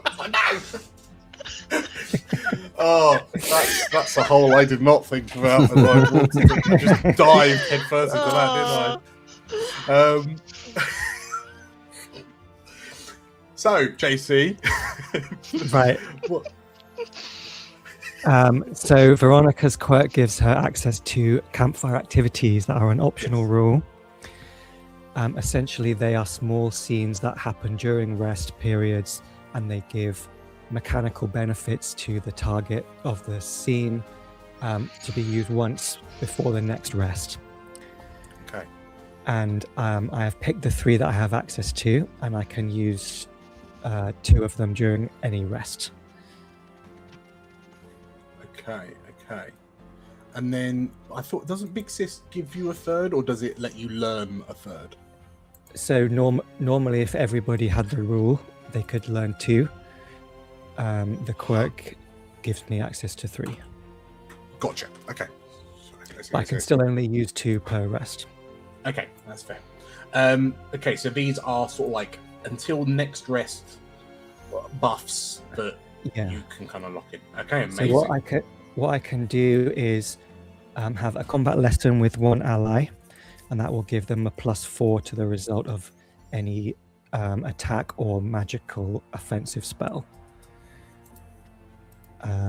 And I could have martial practice, which applies to myself, and that allows me to add multi-attack to one of my next attacks, so like a double attack. Okay. And then the final one is pep talk, which is a little priestly session that will give the ally the ability to recover double mind points the next time they recover their mind points. Okay. And so you get to choose when these, like, do you have to allocate them to someone, or do you just have them in the bank? So they get allocated, and it suggests keeping like a token or something to remind yourself. But I can keep a track of them. Okay. And then the target of them gets to choose whenever they want to do it before the next rest. Okay. In which case, then, which 2 sort of like long rest activities is Veronika doing to aid her companion? And is it? Sorry, I should thematically, is it something physically you're doing, or is it like you're praying to Yala and then bestowing blessings, like divine blessings? It can be anything, but I would like to have some martial training with Brother Emil in the morning. Mm-hmm. Mm-hmm. Yes. Call it so, martial training is the martial practice. Okay, right. So it's the multi-attack. In which case, during the morning, because obviously your rest started not long after dawn. You find the two of you are in the sort of like the market courtyard upstairs, like where the market stalls were once upon a time, and presumably training with like wooden swords. Yeah. Okay. I think we agreed that Emil, you had sort of like, he has like a long sword. Like a bastard sword, a hand and half sword. Okay. In which case, the two of you facing off against one another. And as there's this sort of like moment where like leaves, little particulates of snow sort of like drifting down between you as you sort of like lock eyes, swords ready in sort of like defensive positions. As he goes for a lunge, how can we gamify this? Tell you what, roll me a hit. Roll me to hit. Let's get a dice rolling. I wasn't prepared. Glenn, you want to tell me you didn't build a 2D like beat 'em up game within the system just for this moment? Button mashing mini game. I need to. That was 356. It's on to do. Tell you what, we're leaving. Switch you to battle music. There you go. Okay, 14 versus. I mean, he definitely clobber him. Okay, so yeah, he sort of like lunges in, and as you sort of like definitely move off the line and sort of like go for a counter strike, you like hit it, getting square on the right shoulder, and as he like the coils away from it, he sort of like rubbing his shoulder. I was hoping that you'd be a bit more tired than this.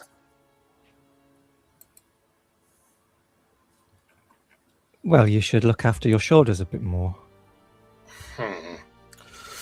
So you've had a discussion with Baradat, our new visitor.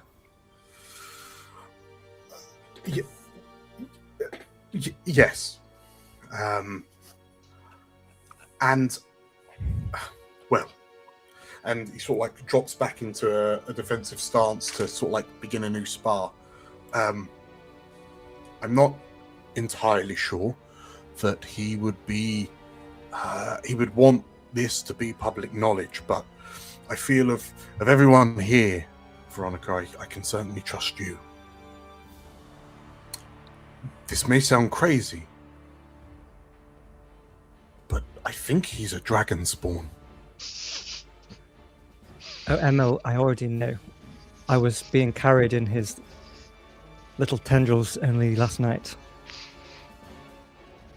But I was leaving it up for him to disclose to you. You mean to say that you knew and you didn't tell me that a child of my beloved god had been delivered into my waiting arms? I was leaving it up for him to disclose. I didn't want to cause a ruckus in the temple.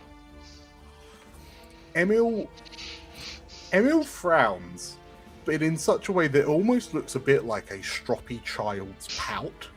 And he rushes in to sort of like, he swings wildly. Please roll me attack again.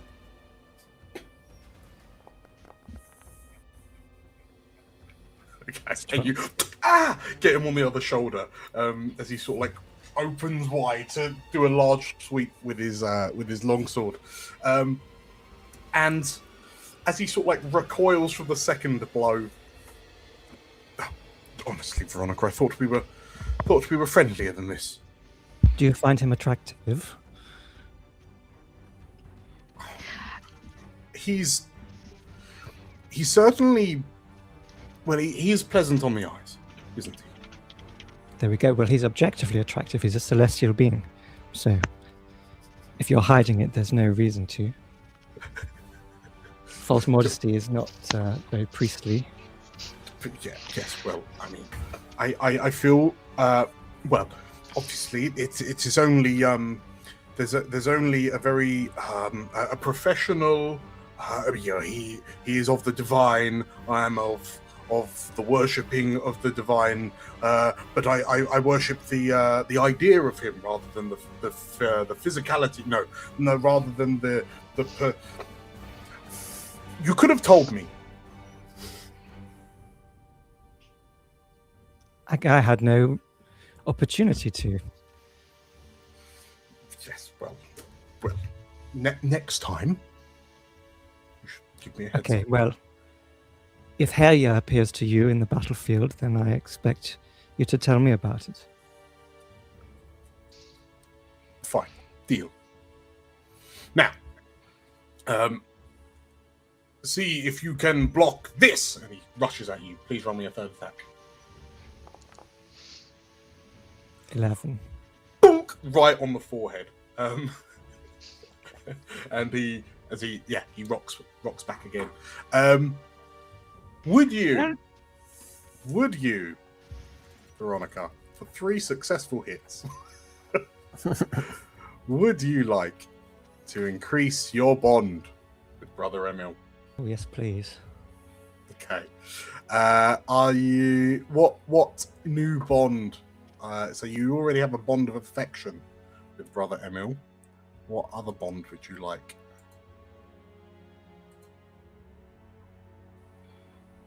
Let's go with admiration. Okay. Admiration, huh? More Brother Emil's first crush. I'm gonna say, Veronika and Emil being swingers was not on my bingo card.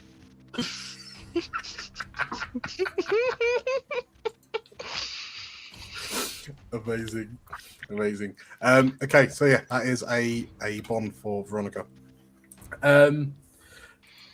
Is there? Okay, so that was your first one. What was the other? Your other campfire bit? Yes, so I would like to do a pep talk. But I'm not sure who. It depends who thinks they could benefit from extra, like, MP regeneration. I would say Leif burns through a lot of MP. Mm-hmm. Ruvaen. All right. I'm sorry, but if you're talking about MP, burning through MP, how many turns did it take for Ruvaen to be on 0-3? No Was comment. zero MP. No comment. Ruvaen is the water bucket with nothing but a hole at the bottom. Not to stop Veronika and Leif communicating because I don't think that really happened yet. I am just saying. Maybe this is what Veronika is worrying. Like, she's watched both Ruvaen and Leif just blow their asses out in moments. Yeah, I think I will. I think I'll choose Ruvaen actually, and I will find where she is this morning, and just have a like. I'll sit and listen to her and have a debrief of what happened to her yesterday. Again, sorry.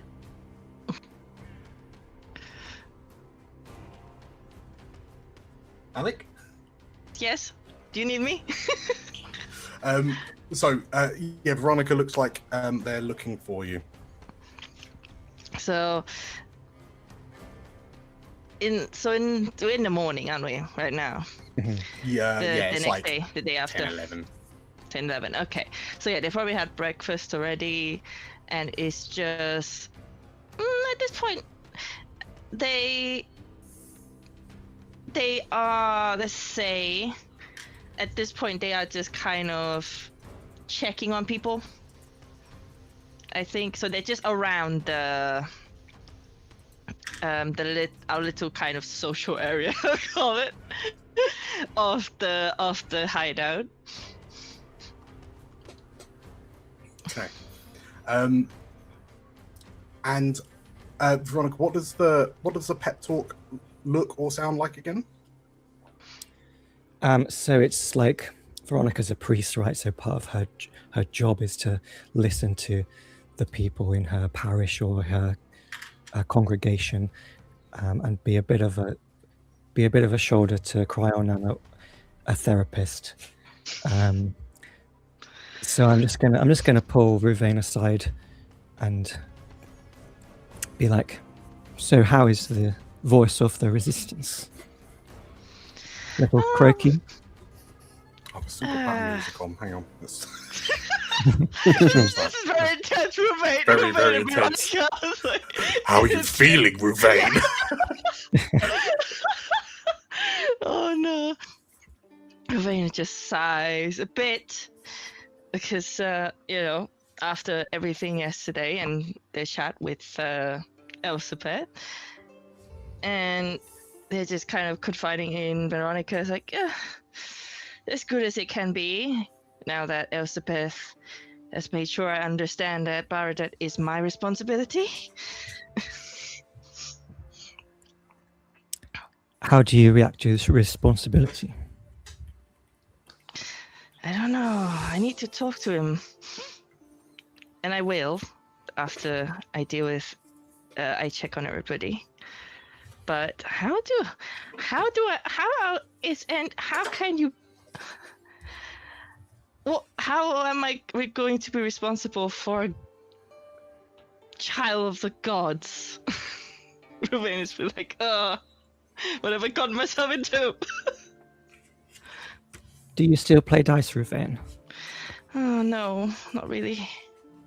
Well, perhaps if responsibility is weighing on your shoulders, finding time for a little vice or a game or two couldn't hurt. As Veronika starts smoking her little pipe. So Ruvaen goes quiet for a moment, but they did smile. Maybe.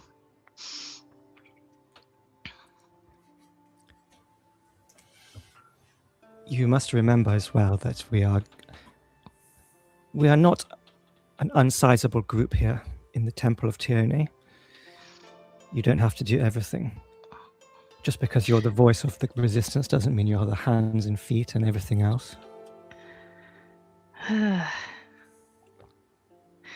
They know Veronika's right, but they don't want to admit it at this point. So they just kind of sigh. And interestingly, is doing a little similar thing to Elspeth as well. Little, taking a deep breath and just almost like bracing themselves to admit and just go, right.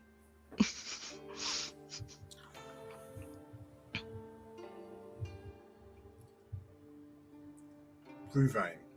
Yes. In this moment, sort of like as the pep talk between you and Veronika kind of comes to an end, with you sort of like taking a moment to like it sounds like you're kind of retreating into your thoughts somewhat. One thing that we also need to do as a part of a rest, I've just remembered, is everyone can do some bond work. So Veronika, I realise JC, I realise I kind of shoehorned Veronika into it a little bit, but everyone can create a new bond towards someone or something. You can expand on an existing bond with a new emotion, or you can erase an emotion from an existing bond and replace it with something else. So with that in mind, Veronika, do you want to stick with adding on to your bond with Emil? Yeah, I'll stick with that. Okay. Ruvaen, who do you want to what do you want to do? So do you want to create a new one, expand on an existing one, or change an existing one? Let me see. I have quite a few here. Well, two of them are no longer with us.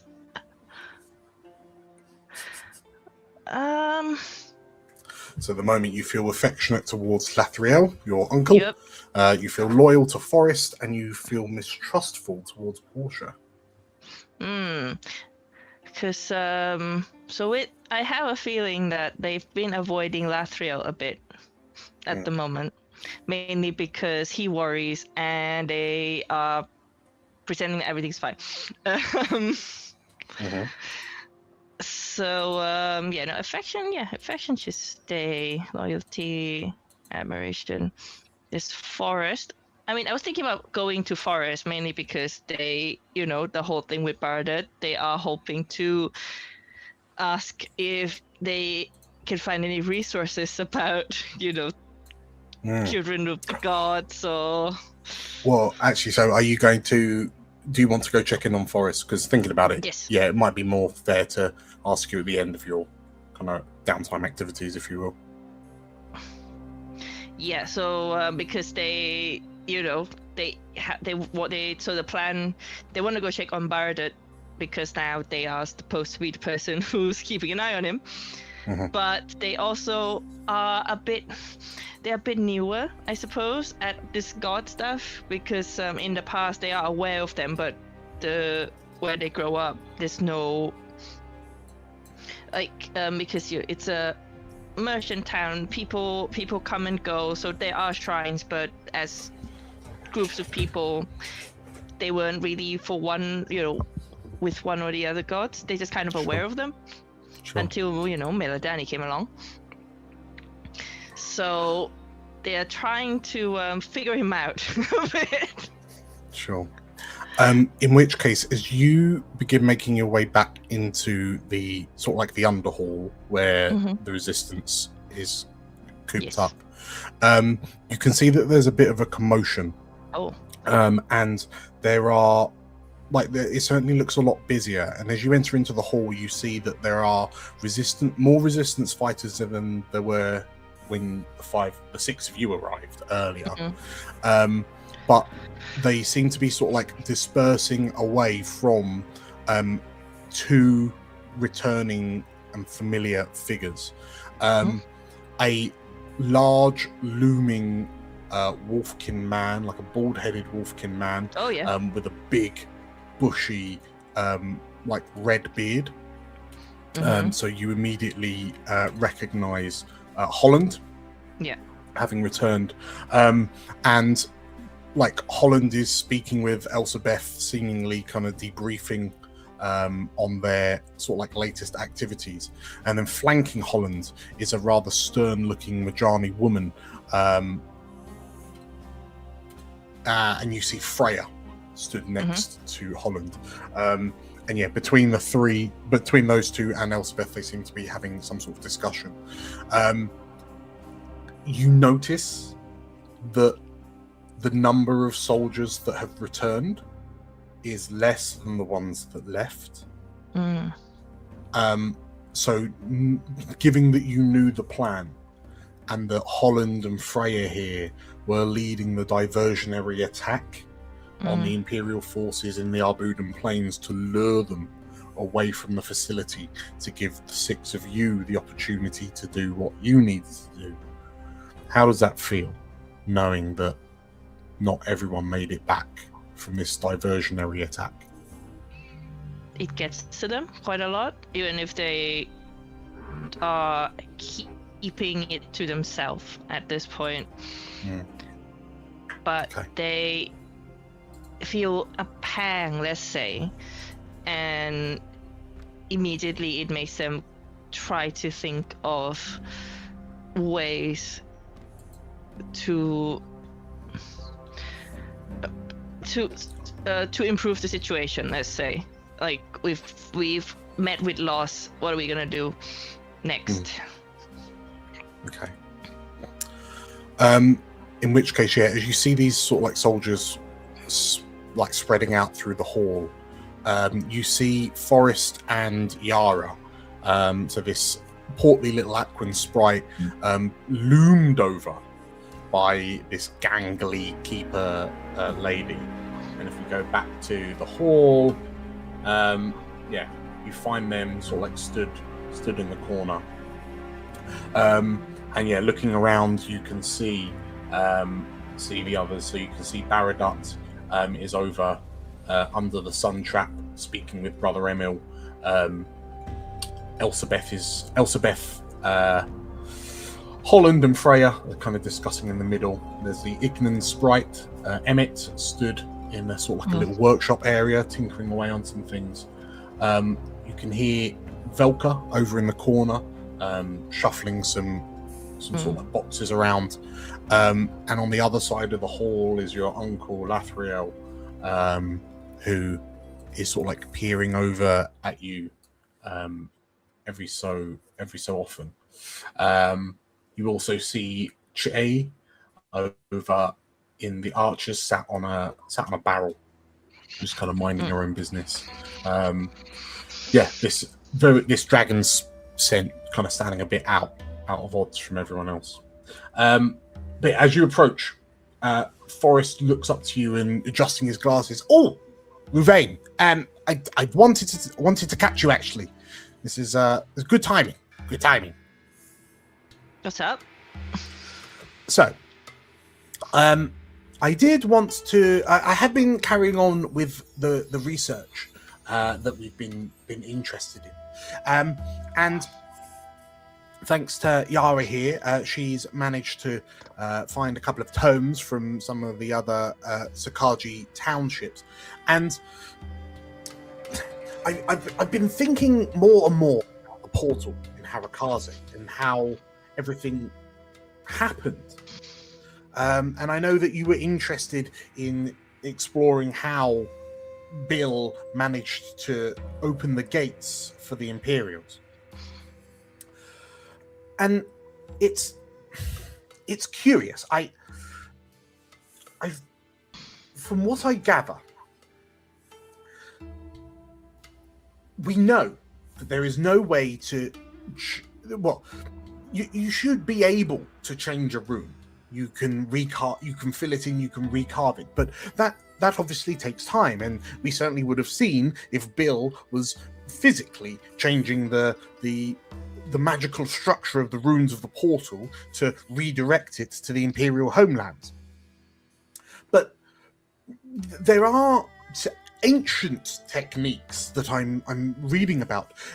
It's almost as if the runes of the portal were forced to change.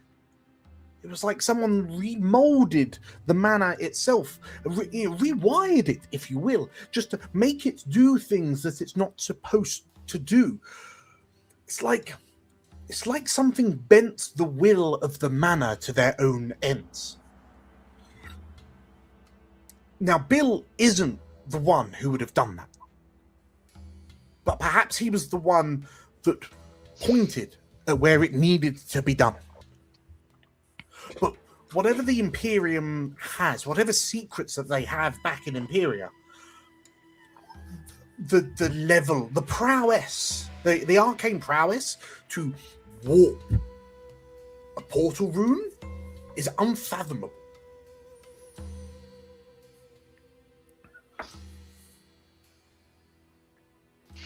So the moment Ruvaen hears the name Bill, their fist clenches a bit, and especially after they were already kind of managing their emotions previously, which a lot of them is trying to manage anger, and hearing Bill make really push that to its limits a bit.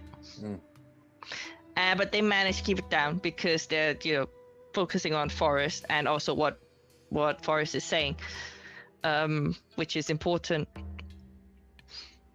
And so they just kind of sit there and think about it a bit. So are you saying that what's the process done from the other side? Well, I mean, that's just it. I'd have to see it to know, but good luck on any of us getting through that portal and surviving, stepping through it into presumably the Imperial capital homelands. It has, however, made me think that if all they've done, and I say that in the most flippant way possible, if all they've done is rewrite the physics of mana, then physical failure of the portal is still a viable option for shutting that portal down. So, we just have to get to the portal, and then we could shut it from our side and lock them out. Okay, I think from a hidden alcove, when he says we just need to get to the portal, you hear a snort. The three presume, at the very least, Forrest and Yara turn around, and Yara sort of like this keeper just leans over. It's like she's a long, thin tree blowing in a heavy wind, and she just, "Oh, hi, Portia!" she says, waving. Portia's gonna peek her head out and just go like, "Hello." Ruvaen kind of turns, and let's just say the look they give is not very friendly. Goodbye.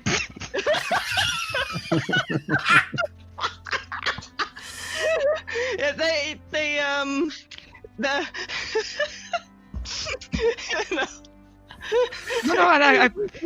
I've got the message. Portia, as you see this look from Ruvaen and you just spin on your heel, Forrest shouts out, No, actually, it might be quite useful to speak to you, Portia, given your upbringing. I'm good. Are you sure? You might be really helpful to us. Mm-hmm. Portia is having a flashback to the time when she gave over the soul that's powering the portal. I'm fine.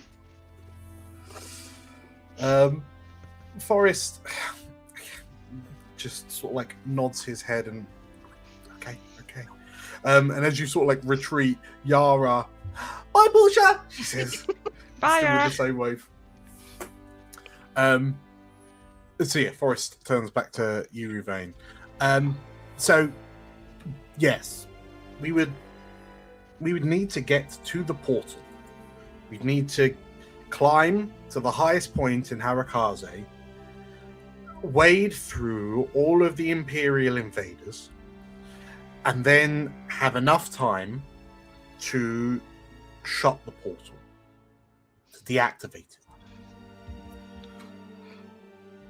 But, as you well seen from Portia's reaction, that is a terrible tall idea. order.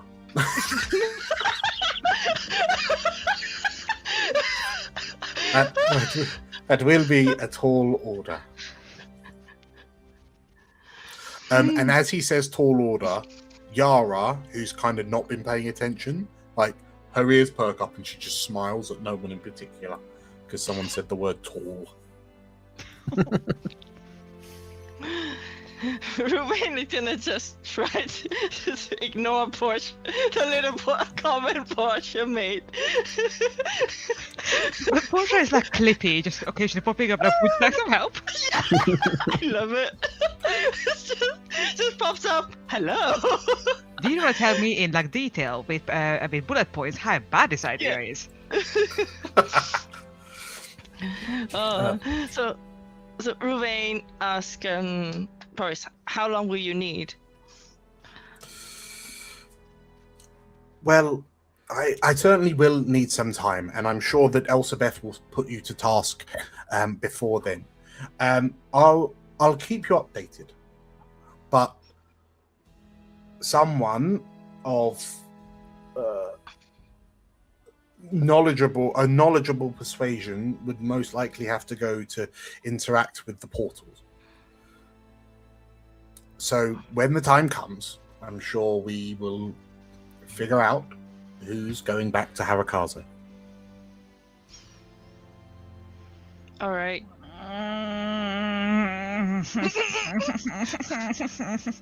Portia's gonna come outside and like, okay, right, so, and points at Ruvaen. Stop looking at me like that. And then literally turns her back so she can't see the glare anymore. And looks at first. Okay, so several points about that. First of all, even if you can get close to the gate, you cannot be there long enough to study it. They will find you. They will kill you. Partially because it's an open portal to the Empyrium. Second of all, I don't want to say this. It would be easier to sneak. Genuinely, it would be easier to somehow sneak into the Empyrium and steal the documents that help them build a portal. Okay. You mean to say, but how would you sneak into the Empyrium if not through the portal? Yeah. I don't know. My thought is we either need to start explaining to some of the Imperial soldiers like how bad things are on their side, and recruit some spies, and get. I know where in the archives we can find the documentation for it. I don't know how easy it would be to actually steal those documents, but I can give them a map at least on where to go, what to look for. Interesting. So what you're telling me is that you would like to spend a Fabula point to establish that there is in fact a library where these documentations could be found. Do I have any Fabula points? Hold on. You have three. You do. Yes, you know what? Yes, that's what I'm fucking saying. Okay, spend the Fabula point. And we have conjured an Imperial archival vault somewhere that you could investigate to figure out how to shut this portal down. Yeah. Point 2, if you are very, very keen on a suicide mission of going to the gate and destroying it, you need to exercise the soul from it. The soul? The soul. What do you mean the soul? The soul that's powering the portal, the soul. And Forrest kind of looks down and he's blinking as if he's thinking, and then, by the dragons, you're right. Everything the Empyrium uses is powered by soul mana. So, those poor souls, quite literally. Yeah, those poor unfortunate souls. These don't come at me. Okay. Well, thank you for your insight, Portia. I'm sure. Well, I will most likely need to speak with you again before long to iron out some of the ideas of this plan of yours. That's okay. Well, you know where to find me, and she's gonna power walk away and once looking back at Ruvaen. Okay. Ruvaen, real quick. You have discovered how Bill let the Imperials in, which was the first step on your personal quest. So you may gain a Fabula point. Hey, let's go. I now have 2 again. Is there Can I anything? pickpocket Ruvaen for a Fabula point? Say again? Can I pickpocket Ruvaen for that Fabula point? Yours will come. Don't you worry. Yours will come. Just keep rolling dice until you roll a 1. Is there anything quick that Ruvaen wants to do otherwise in their long rest? I mean, they're still trying to figure out I think they went to the forest for information about Baronet and then got completely sidetracked. Got sort of bamboozled, of course. All right. And the mention of Bill was the one that got them sidetracked. And what Forrest was saying. I think.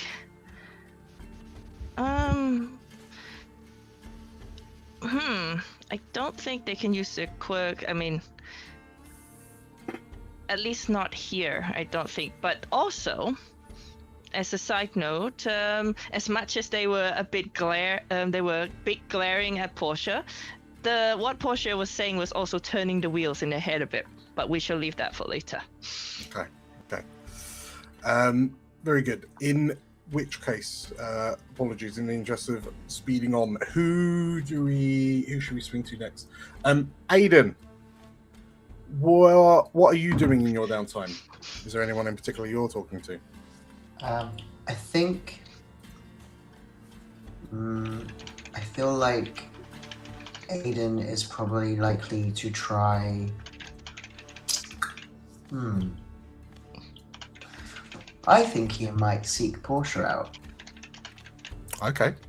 I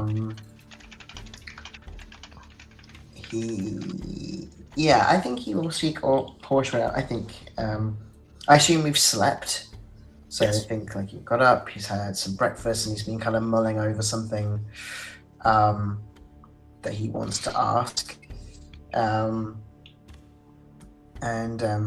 I assume it's kind of after Portia has stormed away from her little huddle, away from Ruvaen. For context, what probably Portia did is storm off, and they are sitting somewhere near Leif because they find Leif's presence very calming. I've just moved you. Hang on. Sorry. Why am I so big? Oh, just because you're in the foreground, now you're in the background. Sorry. Right, okay. Portia is in the background now with Leif. Okay. And Aiden is tiny. And Aiden is God. Tiny boy. Honey, we shrunk the Aiden. He's so small. Well, obviously Aiden gets on with Leif quite well, so that this seems like a good thing, and also might be helpful for Leif as well. He thinks. And he'll kind of greet both of them, good morning. Hope we both slept good. Hey, buddy. Morning. And I'm going to point out Portia has giant bags under her eyes. Yeah, good sleep. Are you sure? Because okay.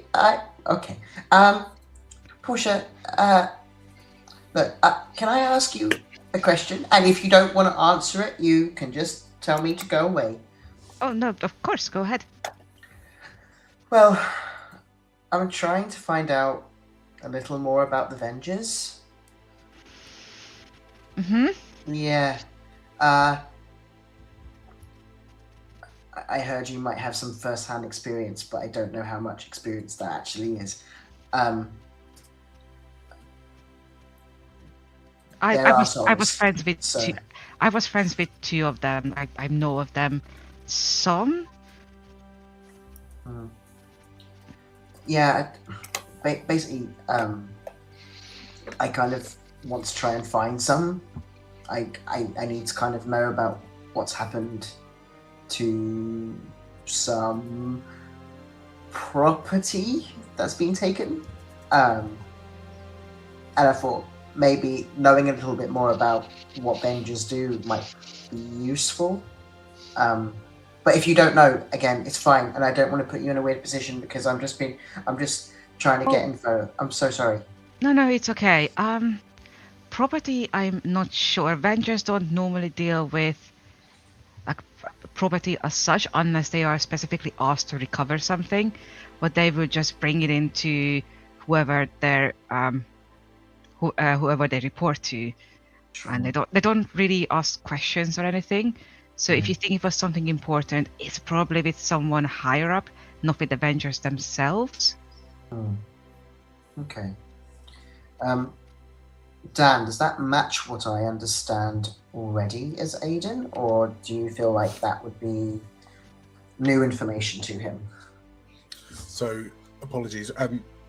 Run by that TLDR again for me. Yeah, so Tilda's saying that Portia would believe that Avenger would be taking whatever's stolen and reporting it to a higher up.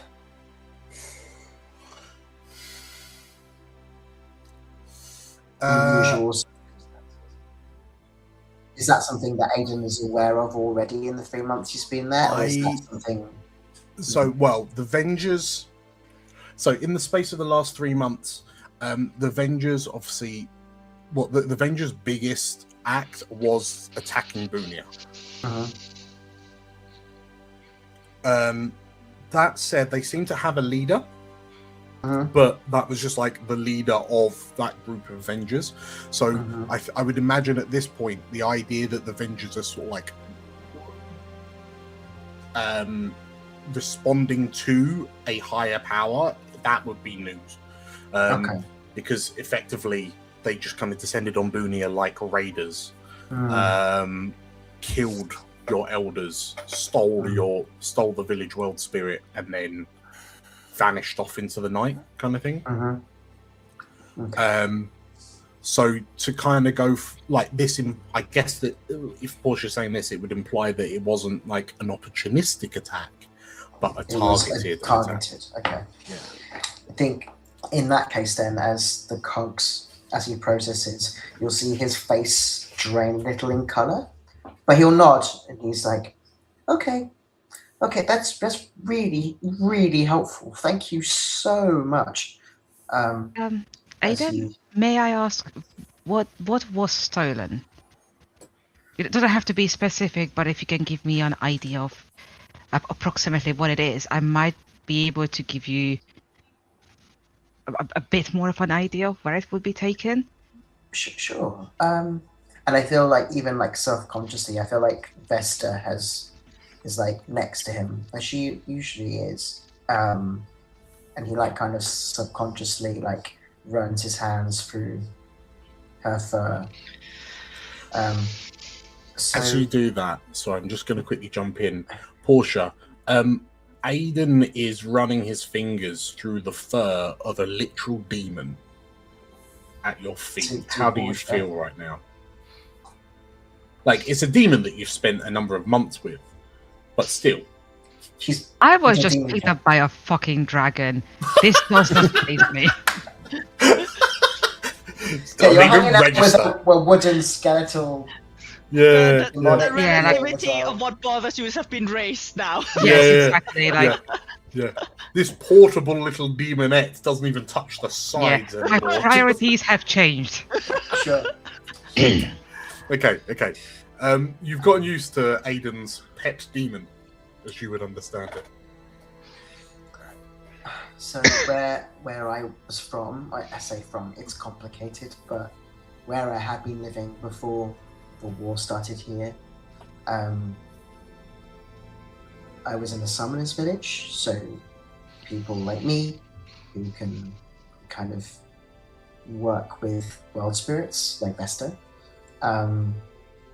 But the village got destroyed, and I was very lucky to get out with Vesta at all, and they took the world spirit, the main world spirit from the village, and I want to find them and set them free, and I'm just trying to figure out what steps to take. Because if I know that there's somewhere that they might take them, then that would be great. But if it's random, then it's harder, you know. Yeah. Sorry, like Vespa. Yeah, just like Vesta. Yeah. But it's Shirok is I guess looks more like a big bird. Beautiful. Okay, so Dan, a lore check. Portia's first thought would be like, why would they take a spirit like Esther when that is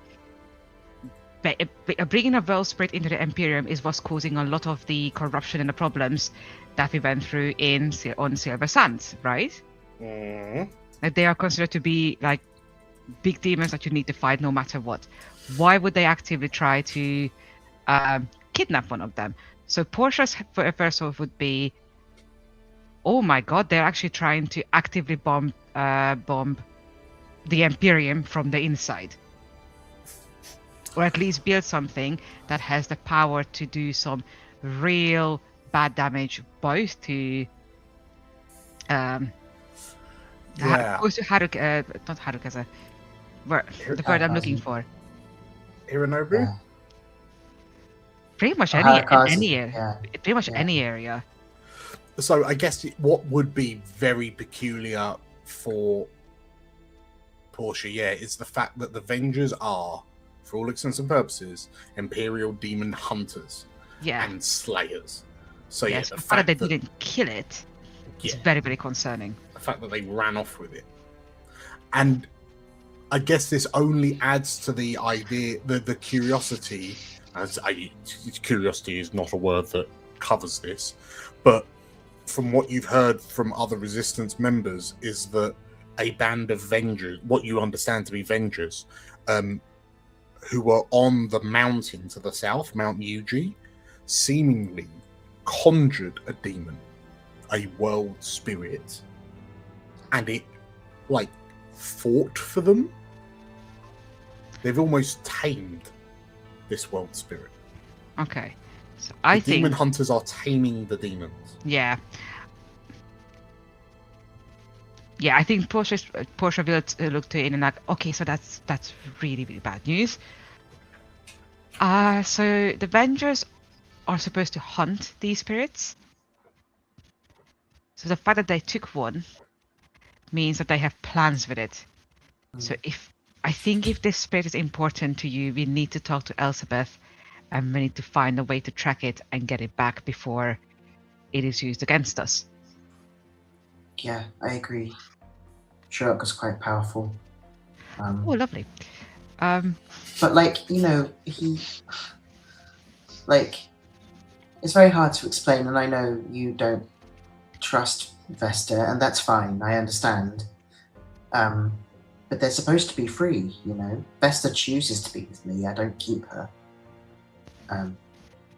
So the idea of it being captured and being forced against his will is horrifying. And I want to make sure that he can be let go, and it's okay. But thank you. That was really helpful. Honestly,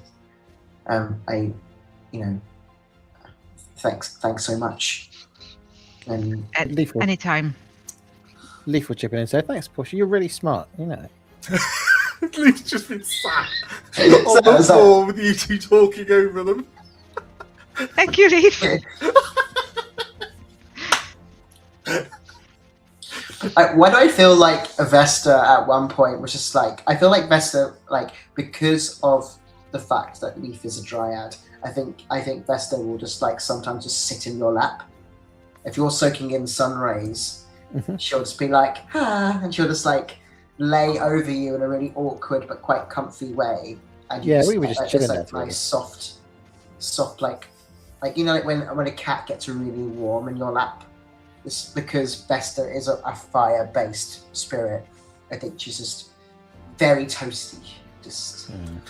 Actually, Portia is watching it and are you ever afraid that you're gonna catch on fire?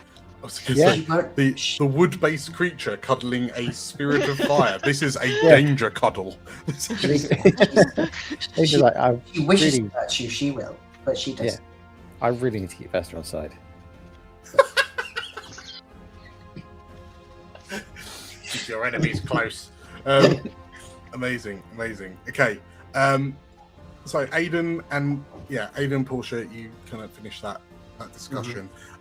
We will kind of quickly pivot to Portia. Is there anything specifically you're doing or talking to? I mean, I think we covered quite a lot of grind. If you're happy for yeah, for those. I am gonna say that she's probably go and say like, I think we need to go talk to Elizabeth. I think she needs to know this.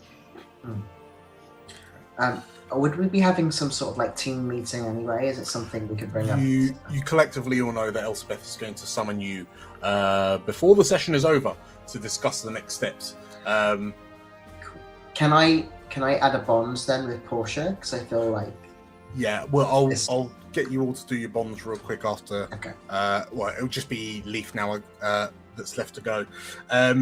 Leif, is there anything in particular you're doing on your RP, or are you just kind of photosynthesizing? I mean, yeah. And trying not to turn into a bonfire. Yeah.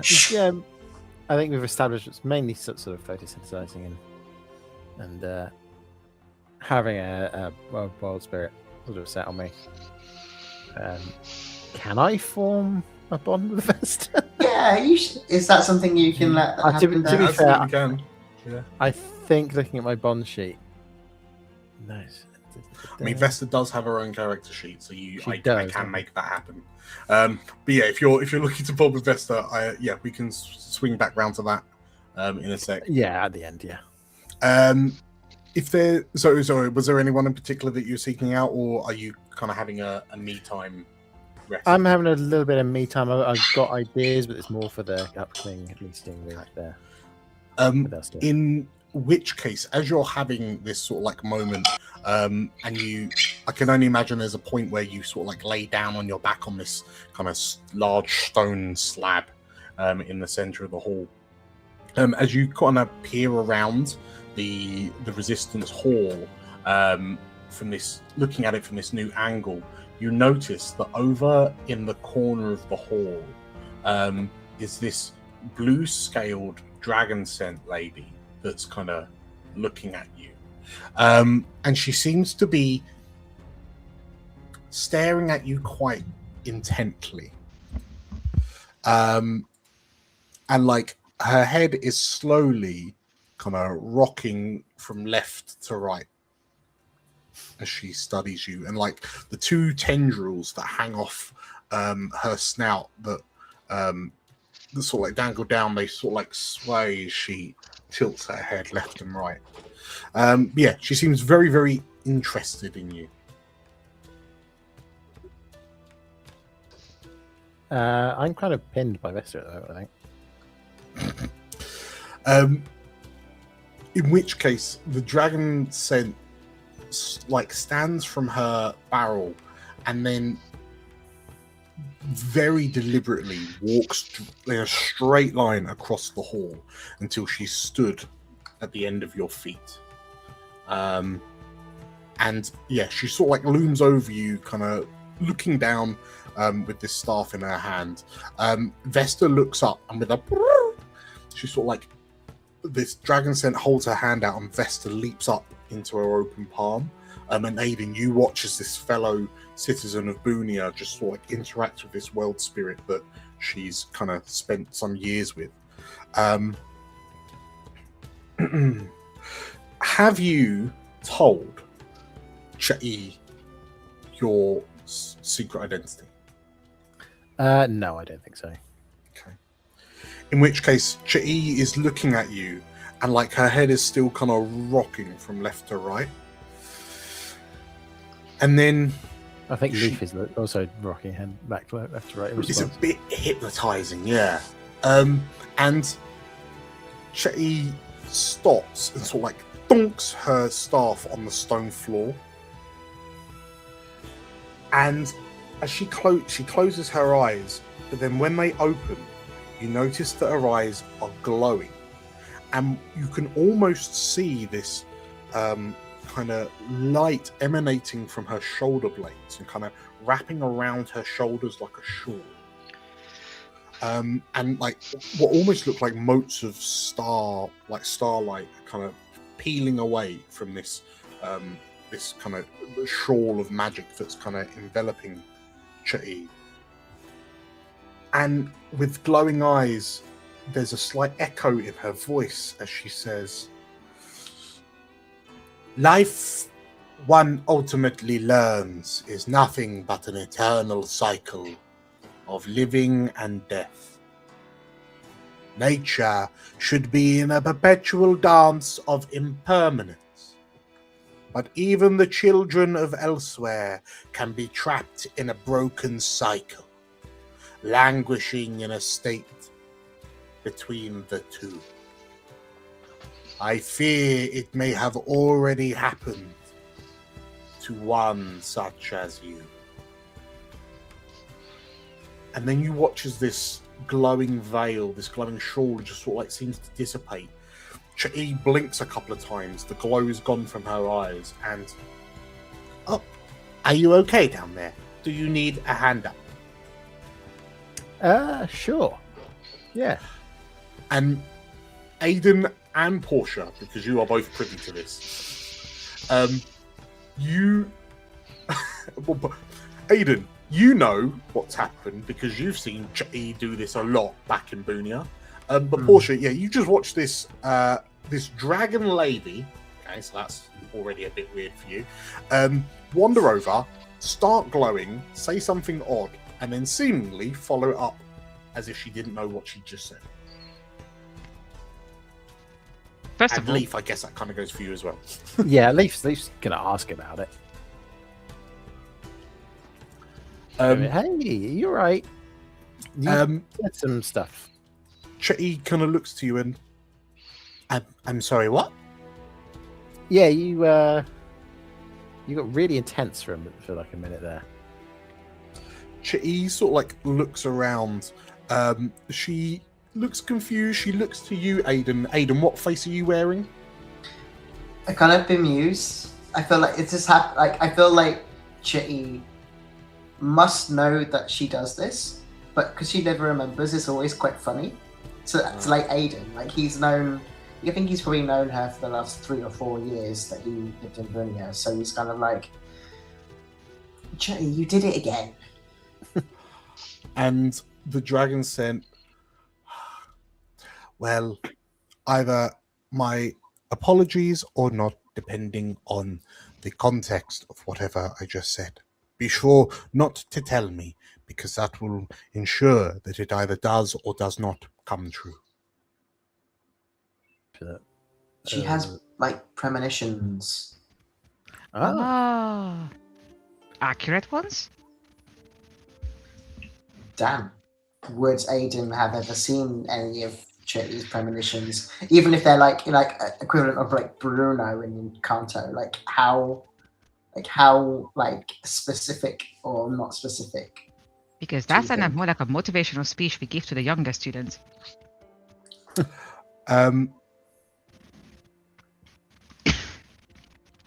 I think the last premonition she told that came absolutely true was when she mentioned warriors of a silver heaven riding upon the backs of demons, setting fire to the sky.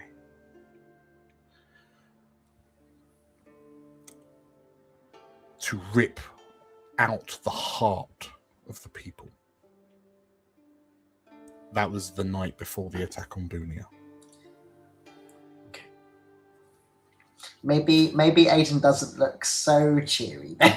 If that's specifically the last thing that she did a premonition about. So. Yeah, otherwise you've learned that in your time with Ch-E back in Bunia, but her manifestation of her draconic heritage is the ability to get these premonitions.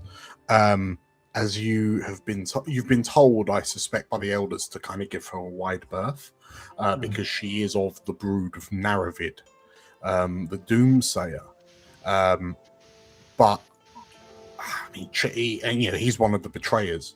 But I mean, Ch-E is usually, well, he's always just been a little bit harmless and just kind of spouting off these prophecies and then wandering off without realizing she's done it. And also, Aiden didn't grow up believing in the dragons either, so he doesn't really understand the difference between arcane and divine in that way. like dragons to him are still a wonderful curiosity that he knows he's like respectful of, because he knows everyone else was respectful of, but it's not like he believes in them in a very religious context. It's more of a cool. But he respects that her premonitions do have weight. Yeah. Most of the time, her premonitions will tell you the weather, and it's always wrong. In that case, Aiden will be like, they're hit and miss. I won't clarify. Cha'i is the Michael Fish of the Elsewhere world. Amazing. So, yes, Leif, Cha'i stood at the end of your feet and then just sort of like, and then goes to wander off. She will leave unless you want to. Unless anyone wants to say something. I mean, so because Leif has only sort of revealed themselves to a limited number of people within the resistance, it's not a question that Leif is going to ask openly. But is going to make a note of, because it is something that Leif has been on the back burner for Leif, this particular little side quest. Okay. In which case, as you make a mental note and Cha'i leaves to return to her barrel, you can't help but shake the feeling that her terminology, children of elsewhere, perhaps if this premonition is true, perhaps you have found out what happened to the previous dryad that was sent to Kalathar. You gain a Fabula point for progressing your personal quest. Yay. Points mean prizes. Points mean prizes. Amazing. Whistle, I just need a name shouted out. Portia, who are you bonding with and what? How? What an intellect question to ask a lady. I think bonding with Aiden. Yes. Because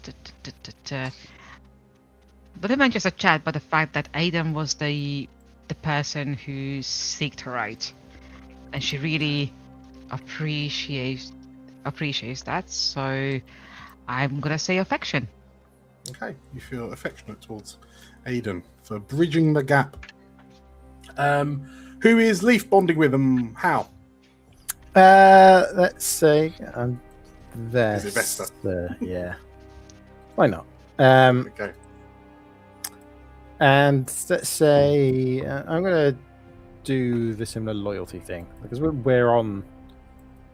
very sort of related, I guess. I can't find Vesta in the list. That's fine if you just type it in. I think I haven't built up properly yet. Yeah, we're on the same side, and Vesta seems to like my presence. So, yeah, why not? Okay, so a bond of loyalty to Vesta. Who is Aiden bonding with and how? I think it's Portia with loyalty, because he trusts her urgency to help him. Like the information that he was given not only feels genuine, but it feels like she understands why he needs to know. And I think that he respected that. So yeah, a bond of loyalty. Bond of loyalty. Amazing. And last but not least, who is Ruvaen bonding with and why?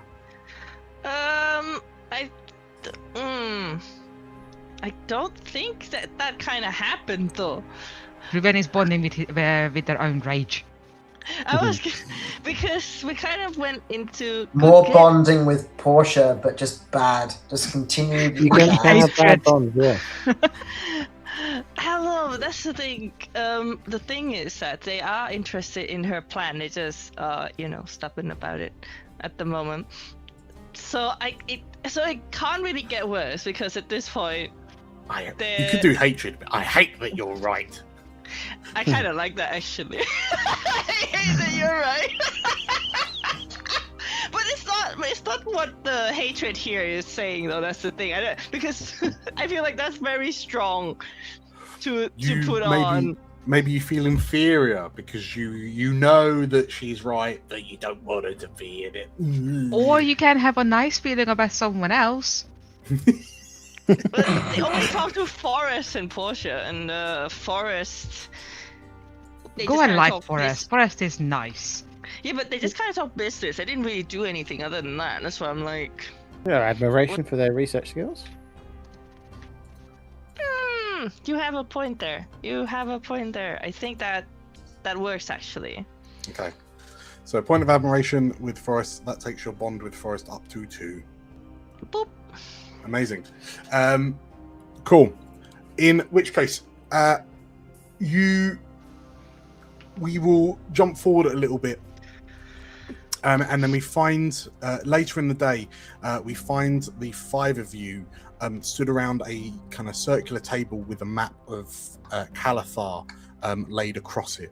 The 5 of you are stood in a kind of semicircle. Stood opposite you are Elsabeth, Holland, and Freya. And Elsabeth looks up to you, and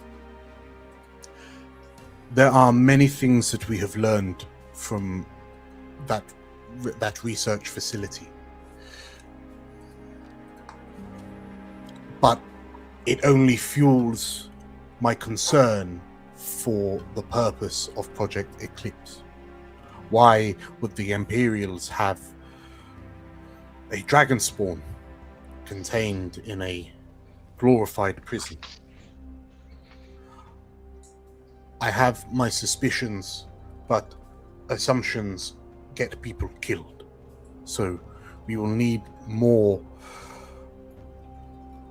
solid proof over time. However, as important as Project Eclipse, as dangerous as Project Eclipse is, we arguably have more pressing matters.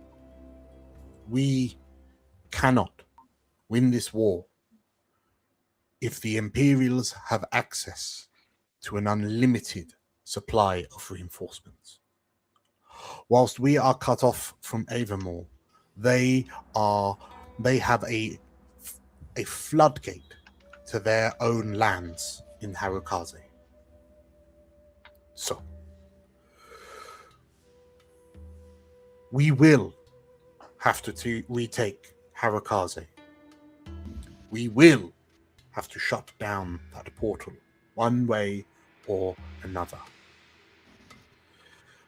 And when we have trapped the Imperials here in Kalathar, they will have nowhere to run. And we will be able to hunt them down like the dogs they are. And she stops for a moment and glances momentarily at you, Portia.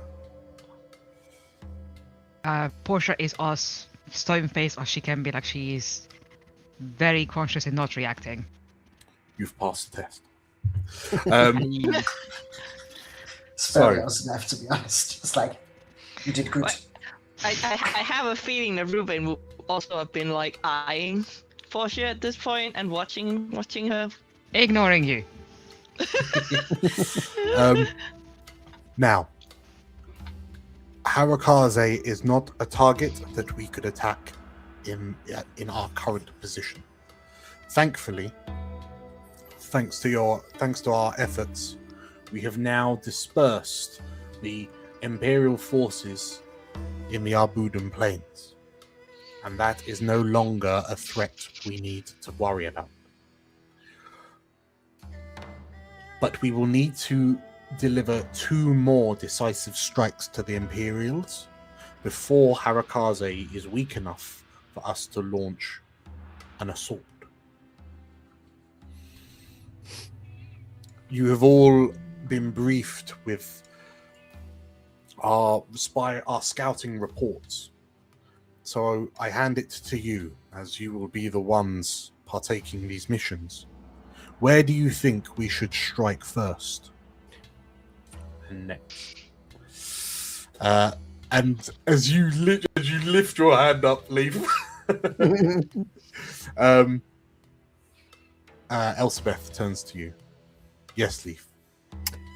Okay, so slightly speaking out of character, can I establish, maybe using a Fabula point, maybe the one I just got, that Leif has been looking at the maps? Maybe there's a very recent map that's been retrieved, maybe in the last mission, and the established map of the train tracks that cross the continent, and has noticed maybe near Ruma, maybe somewhere in the vicinity of it, there seems to be a new train track that seems to lead to a dead end. And what I'm thinking is, speaking as a character, as a player, sorry, not a character, is that perhaps the Imperials are potentially under the noses of the goblins, siphoning out gold from the environments and gold and other resources, and sending it back. And what I want to do is 3 words: great train robbery. Okay. We can absolutely run with this idea. Elsabeth will insist that the missions take place up in northeastern Kalathar, so the area around sort of Harakaze, the Arbud. So in the space between Harakaze, Ruma, Yoshitaka, and the Arbudan Plains, like not as far south as Rumakuji. However, at the very, very least, there is a train line that runs. So when you cross over the bridge from Ruma Tetsuya to the other coast, the train track does run south into the mountains that Ruma Yoshitaka inhabits. So if you're happy to, I'm happy to say that we could always do that. Idea. Here. I'm thinking potentially, not just a great train robbery, but a great train robbery. We're stealing a train. Okay. Because there are train tracks that go right into Harakaze, and having a very fast train that can go straight into it would be a big, enormous help, I think. Okay. So we have this so much. Okay, so we have a train, great train heist. So it's Grand Theft Locomotive. Grand Theft Loco. Okay, amazing. Okay, so we've got Grand Theft Loco. Always for everyone. Boom. Should I spend a point for that? You've introduced a train, so yes, please. Yes. Okay, I'm going to move right to left. So, Portia, where do you think we should go? Right, Portia 100% thinks they should focus on the stolen Ver Spirit. However, as a player, I am a sucker for a heist. I love a good heist. I am... I kind of want to steal the train. Yeah? Yeah. Okay. Yeah, I feel like we haven't got enough information to support the world spirit idea at the moment. So, up on the table, it's fine if we move forward with the heist. Yeah, I think Aiden doesn't have enough information on the Avengers to be. JC, if you're talking, you're muted. Sorry. Cool. But if this is a train that can support us having a route into Harakaze plus peeing off some Imperials and stealing their resources at the same time. I mean, that's a win-win-win all round. Yeah. As heists go. Okay. So yeah, I you think know. you guys have my vote on that one. Okay, so you collectively you would know that, like the wagon trains that the Sakaji Dynasty goblins have already run on these lines, as part of the Imperial occupation. The Imperials have agreed not to use the trains because that would be a bit unfair, and that would be that would be imposing on the goblins. So to keep the peace, they don't use the goblin trains. But yeah, if the Imperials themselves have created their own version of locomotion to use the trains, with supplies that they've been kind of importing from Harakaze, then yeah, that would be a problem. That would certainly be a problem. Especially because if nothing else, it would create a reinforcement line from the portal in Harakaze all the way through to the west, to reinforce the second Legion, like Legion Secunda, in the northwest of the region. Okay. JC, what idea is Veronika thinking of? Like what juicy goss has Veronika heard that she thinks she could capitalize on? From what Veronika's aware of, the end goal of all of this is to get back to Harakaze. So this train idea is something that she likes as a way of having like a Trojan horse. Okay. So you're thinking of using the train as the horse, sorry, or? Sorry, say again. Sorry, I got distracted for a sec. I'm not quite sure what we're doing, Dan. Like we all like this train idea, so. Okay. All hands up if you want to do train idea. Okay, sure. Okay, fine. In which case, Elizabeth looks across me. Oh wait, we're doing the train. In Ruvaen's defense, they are having their wheels, wheels turning in their head about Harakaze at the moment, and having a train to go in there would be perfect. So they immediately I support this idea. Train. Okay, so using our little template from our WhatsApp group, WhatsApp chat. So there's an Imperial train, and we're going to steal it to get like a method of ingress into Harakaze when the time comes. And steal resources and stop them from having resources. Sure. Okay. In We which need to do case, some planning for it. Where do we store a train, for one thing? yes. Now someone can figure it out, surely. Barad can lift it and put it somewhere safe until we don't need it. I mean, Baradut is big. I don't know if he's that big, but Depends on the size of the train. since the size of the train, this is true. Okay.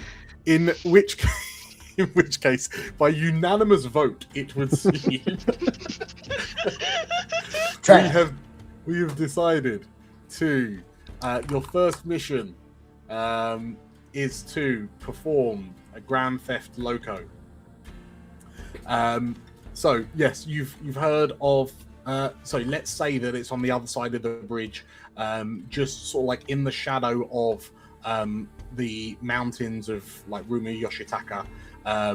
Yeah, it's a bit of a secret Imperial like train yard where they're kind of constructing this train. Because bear in mind that they've been here like 3 months. It would have taken them a while to hatch the plan. So I think perhaps it's shall we say it's like the maiden voyage of this train is going to be soon, and you're going to try and hijack said maiden voyage. We'll bring the champagne. Amazing. Okay. In which case, Elizabeth, Elspeth, a bold idea, she says. I like it. So she will start figuring out the ins and outs of a train heist. It's episode 3, guys. You're going in on the top floor, and yeah, Elspeth instructs you to prepare yourselves. She gives you a nod, and leaves the briefing room, leaving the 5 of you to your own devices. And as we pull away from you, as this idea begins to formulate,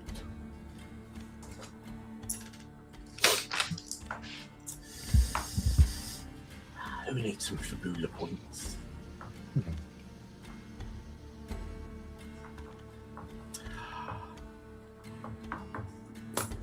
Elsewhere. In Elsewhere.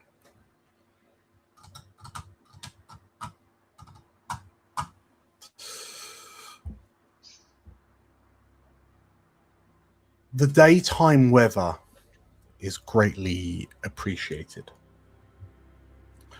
It makes traveling that much easier.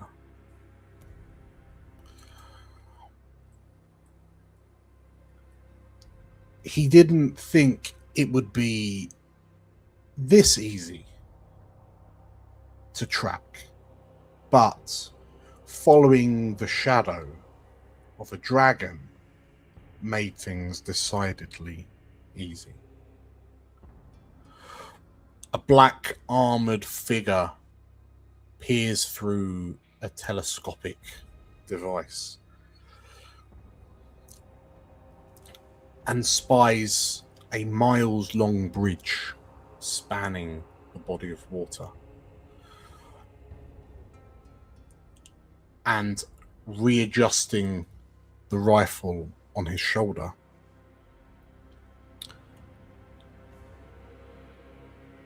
the Venator of Legion Cenari, Gideon, takes a deep breath and begins to walk the length of this bridge. The traitor can run, but she cannot and will not. She cannot hide, and she will not survive. By the will of the Empyrium, by the grace of the Emperor, it shall be. Portia, your nemesis is drawing near. Thank you for Gain the a Fabula point. Why is he so fucking close? I mean, he's only had to go 15 miles. In a few hours. Are we going in that direction? That direction now? It would seem so, Oh. wouldn't it? Right. Congratulations, everyone, on completing episode 2. You did it! Yay. Hooray! Okay, I have an exciting week of prep ahead of me. So yes, I'm genuinely quite excited for this. So this is going to be a good one. Let me switch back to this. So yes, if you have enjoyed this, make sure to hit the like button, hit the subscribe button on YouTube, the follow button over on Twitch. If you would like to help me out, plan a train heist, please consider jumping into our Discord. The links are in the description. You can give me some pointers. And if you want to play Fabula Ultima, we have an affiliate link in our description to Drive Through RPG. Doesn't cost you any extra to buy the Fabula Ultima rules from them, but it does give us a little bit of a kickback, which is always lovely. And we also have a YouTube membership and a Patreon subscription for those of you who want to help us out even more, and it's massively appreciated. So, with all that said, let's kick off the outro music. we will be back. Oh, why is it not playing? Come on, outro. Fine. Imagine the outro music's playing. We will be back next Monday from 7:30 to play episode 3. And we'll be back the Mondays after that. If you want something different, it seems like we're streaming Tomodachi Life at least once a week at the moment. So if you want to see these characters in an EOE Nintendo version of Love Island, then make sure to tune into those live streams as well. Cool. Thank you all for watching. Thank you lot for playing. See you next week. Maybe. Bye. Bye.